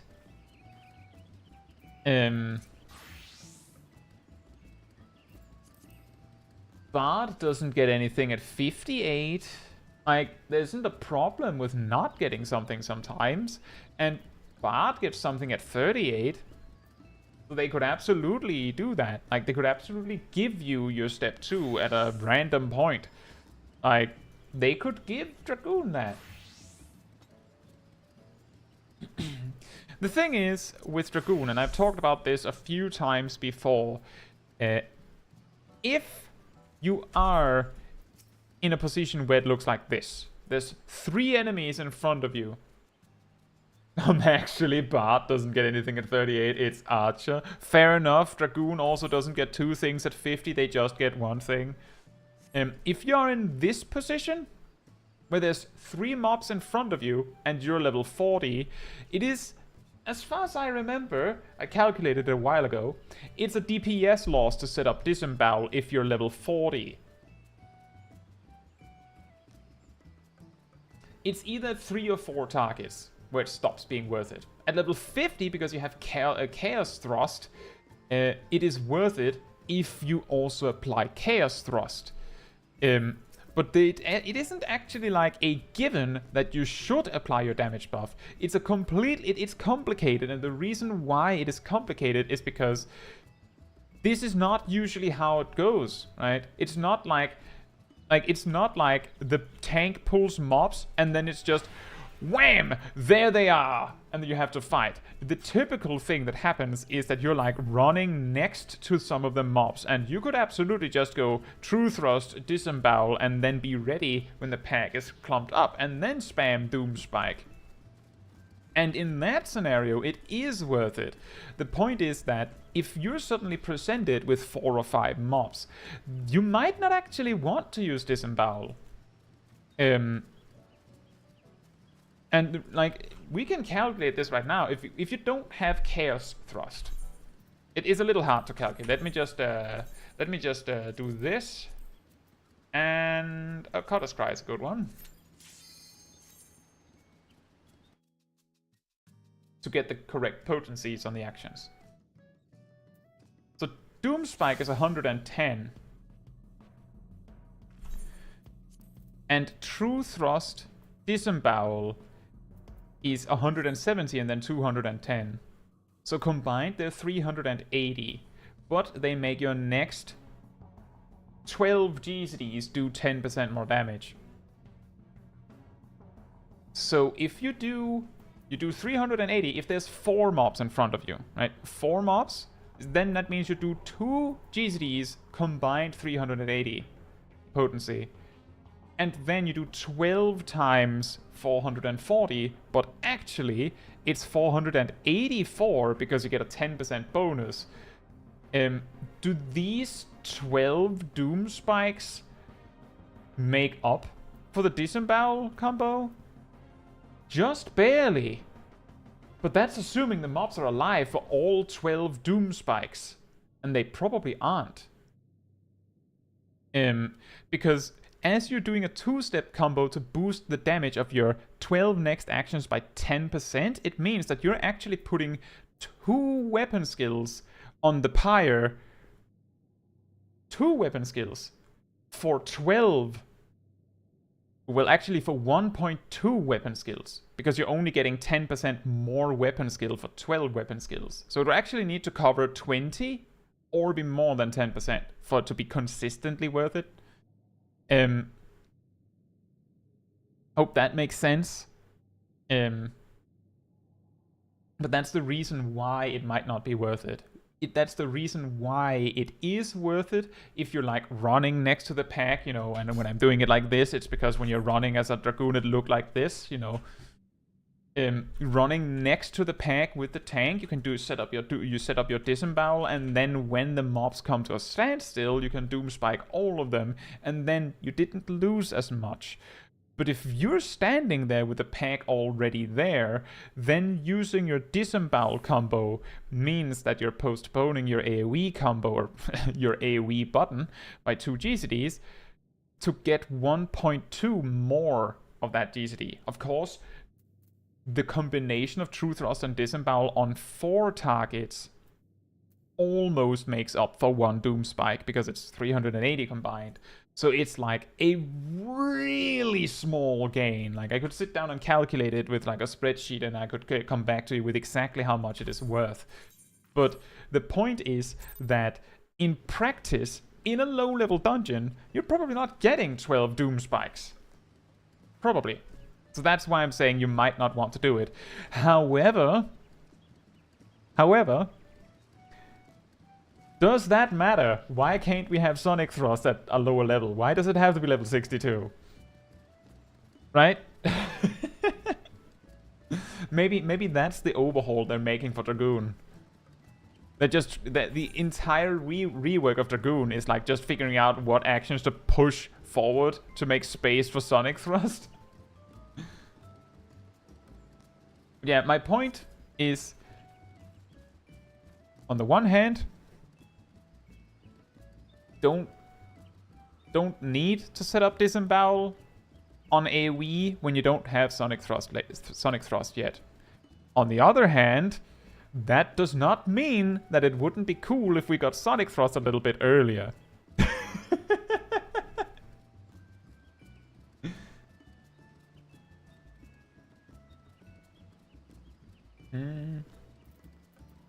DT. They might do a little reordering of skills for DT. Oh, Dawn Trail. I completely forgot that was the shorthand. I thought my brain was still in Dragoon mode. Jet says, I don't. Guys, it really doesn't want me to go to sleep today.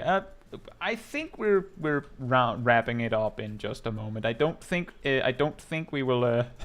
I feel like we will do. I'm sorry, Jet. I think we will do your clip next time. That also means we have another extreme clip to watch next time.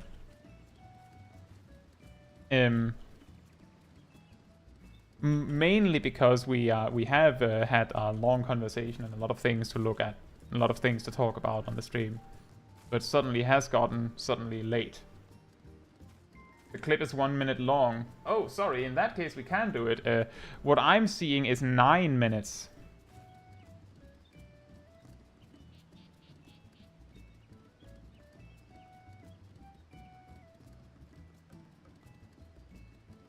Oh, it's the first minute that matters. Okay. Well, then we do this. Let's do this. I was not aware of this.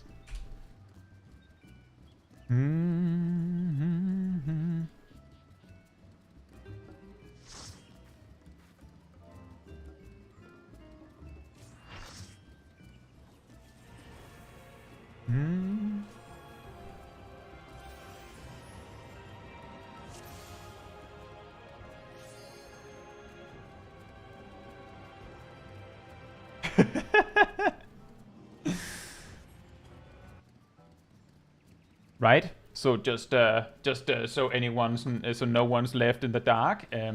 Jet here starts by saying, by the way, real quick, in the opening, please don't put lingering spark in my ley lines, lol. Do you also have the Kaiba quote macro ready? If only. Now that would be funny. I'm going to cast ley lines. I'm going to put down my ley lines. There's 20 seconds left on my ley lines.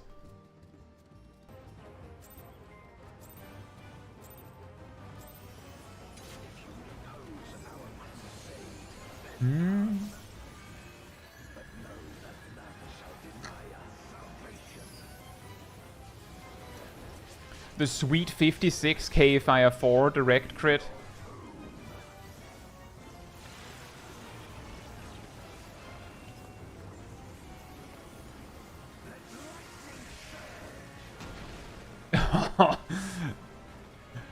Bruh. Oh.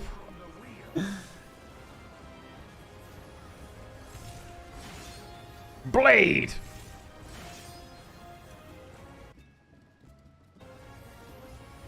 That was very nice. Like, we both had... Like, look at this. We have the meteors. Ley lines there. GCD, so it doesn't matter that he's not in ley lines, because the GCD is already rolling as if he was. Step in again, new GCD.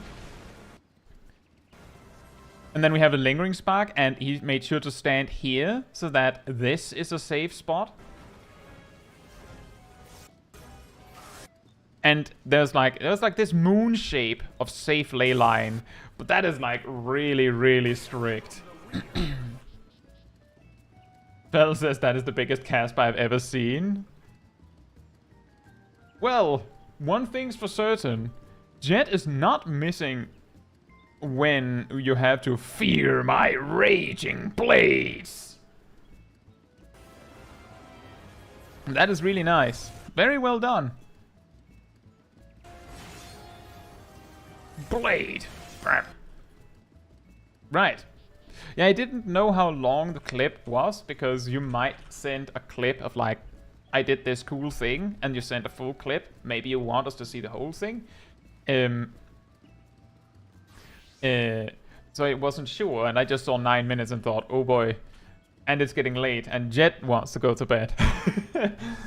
Yeah, I think I demonstrated in the... so what you can do is... in the target bar, first of all, you can split them like so.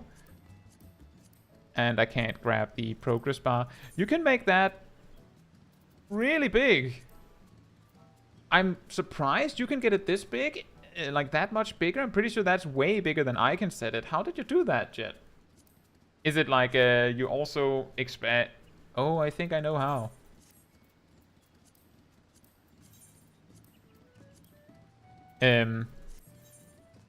Did you do something like...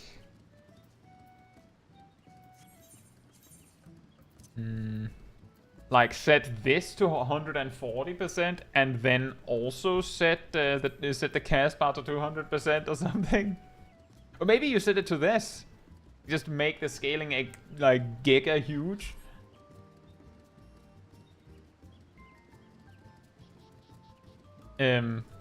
This is actually a really good demonstration of how some people need one thing, some people need another thing. Like, you see how I just have my cast bar where it normally is, and I'll just check in on it every so often. I just learn when I need to check, instead of just relying on it landing in my face.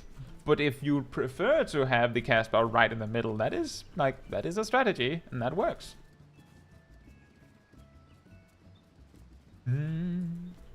That is pretty big.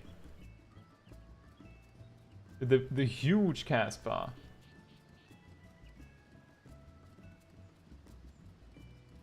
Steve says ley lines are a message to the boss. Aim here. Yeah, that's why you shouldn't do the Kaiba quote macro, because maybe the boss can also read it. Please don't put your AoE markers in my ley lines.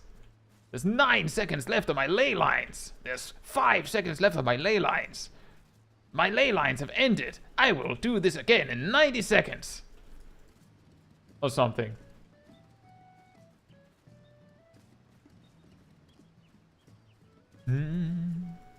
Something that I always find difficult with UI settings is that I find it very awkward with this like specific target bar where you have this like almost like unbalanced situation. I find it difficult to put it somewhere underneath my character where it looks nice. So that's why I've just left it there.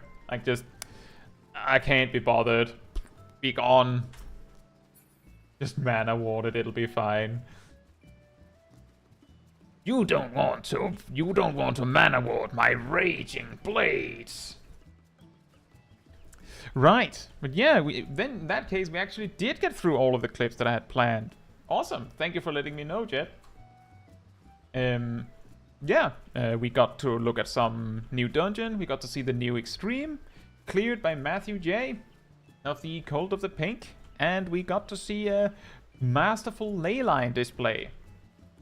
So with that said, if you enjoyed this stream, the fun discussions we had, remember that there is a Discord community server that you can join to see more of the people you've seen in the live chat. You'll see more of me. You'll also find a weekly schedule where you can see what else is coming up on the channel in the following week, and this is usually updated every Sunday or Monday, which means that you can see what's happening this week a little bit ahead of schedule. Of course, you can also see that on YouTube, but it's a lot more easily accessible on the Discord. You'll also find a announcement channel where you will see a link whenever I plan a new stream, whenever I post a new video, whatever it is. It usually shows up on the Discord first. And you can also grab the reminders role if you like. That will make it so that you get a little notification whenever I post something. I will simply tag all of the people with the reminders role. And Chelsea says that it's also a very friendly server. So you heard it here first. Thank you. So yeah, consider that. And if you did find the stream enjoyable and fun to hang out in, it will help me very much if you leave a like on the stream, you know, the thumbs up thing where it's down here, up there, whatever it is. That tells YouTube that it was a really good stream and that it was very enjoyable and other people should watch it, and that lets YouTube know to recommend it to more people. Makes my channel grow, you know, all that stuff. So thank you so much in advance. I don't have anything else. If there's any like final questions before we close out, now's your chance. Very short question.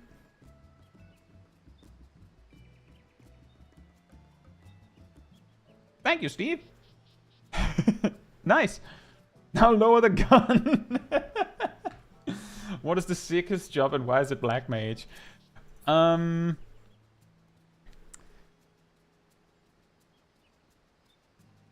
know, I do think that Black Mage might be the sickest job because they have the option to get extremely creative with their rotation, much more than most other jobs.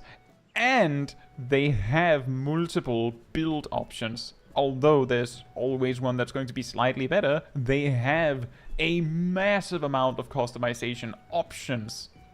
And I think that is something that a lot of the other jobs are lacking. So you know what? Sure, Black Mage is the sickest job in Final Fantasy XIV. Now, good night, good morning, afternoon, or evening, depending on where you are in the world, and I'll see you all very soon. Bye-bye.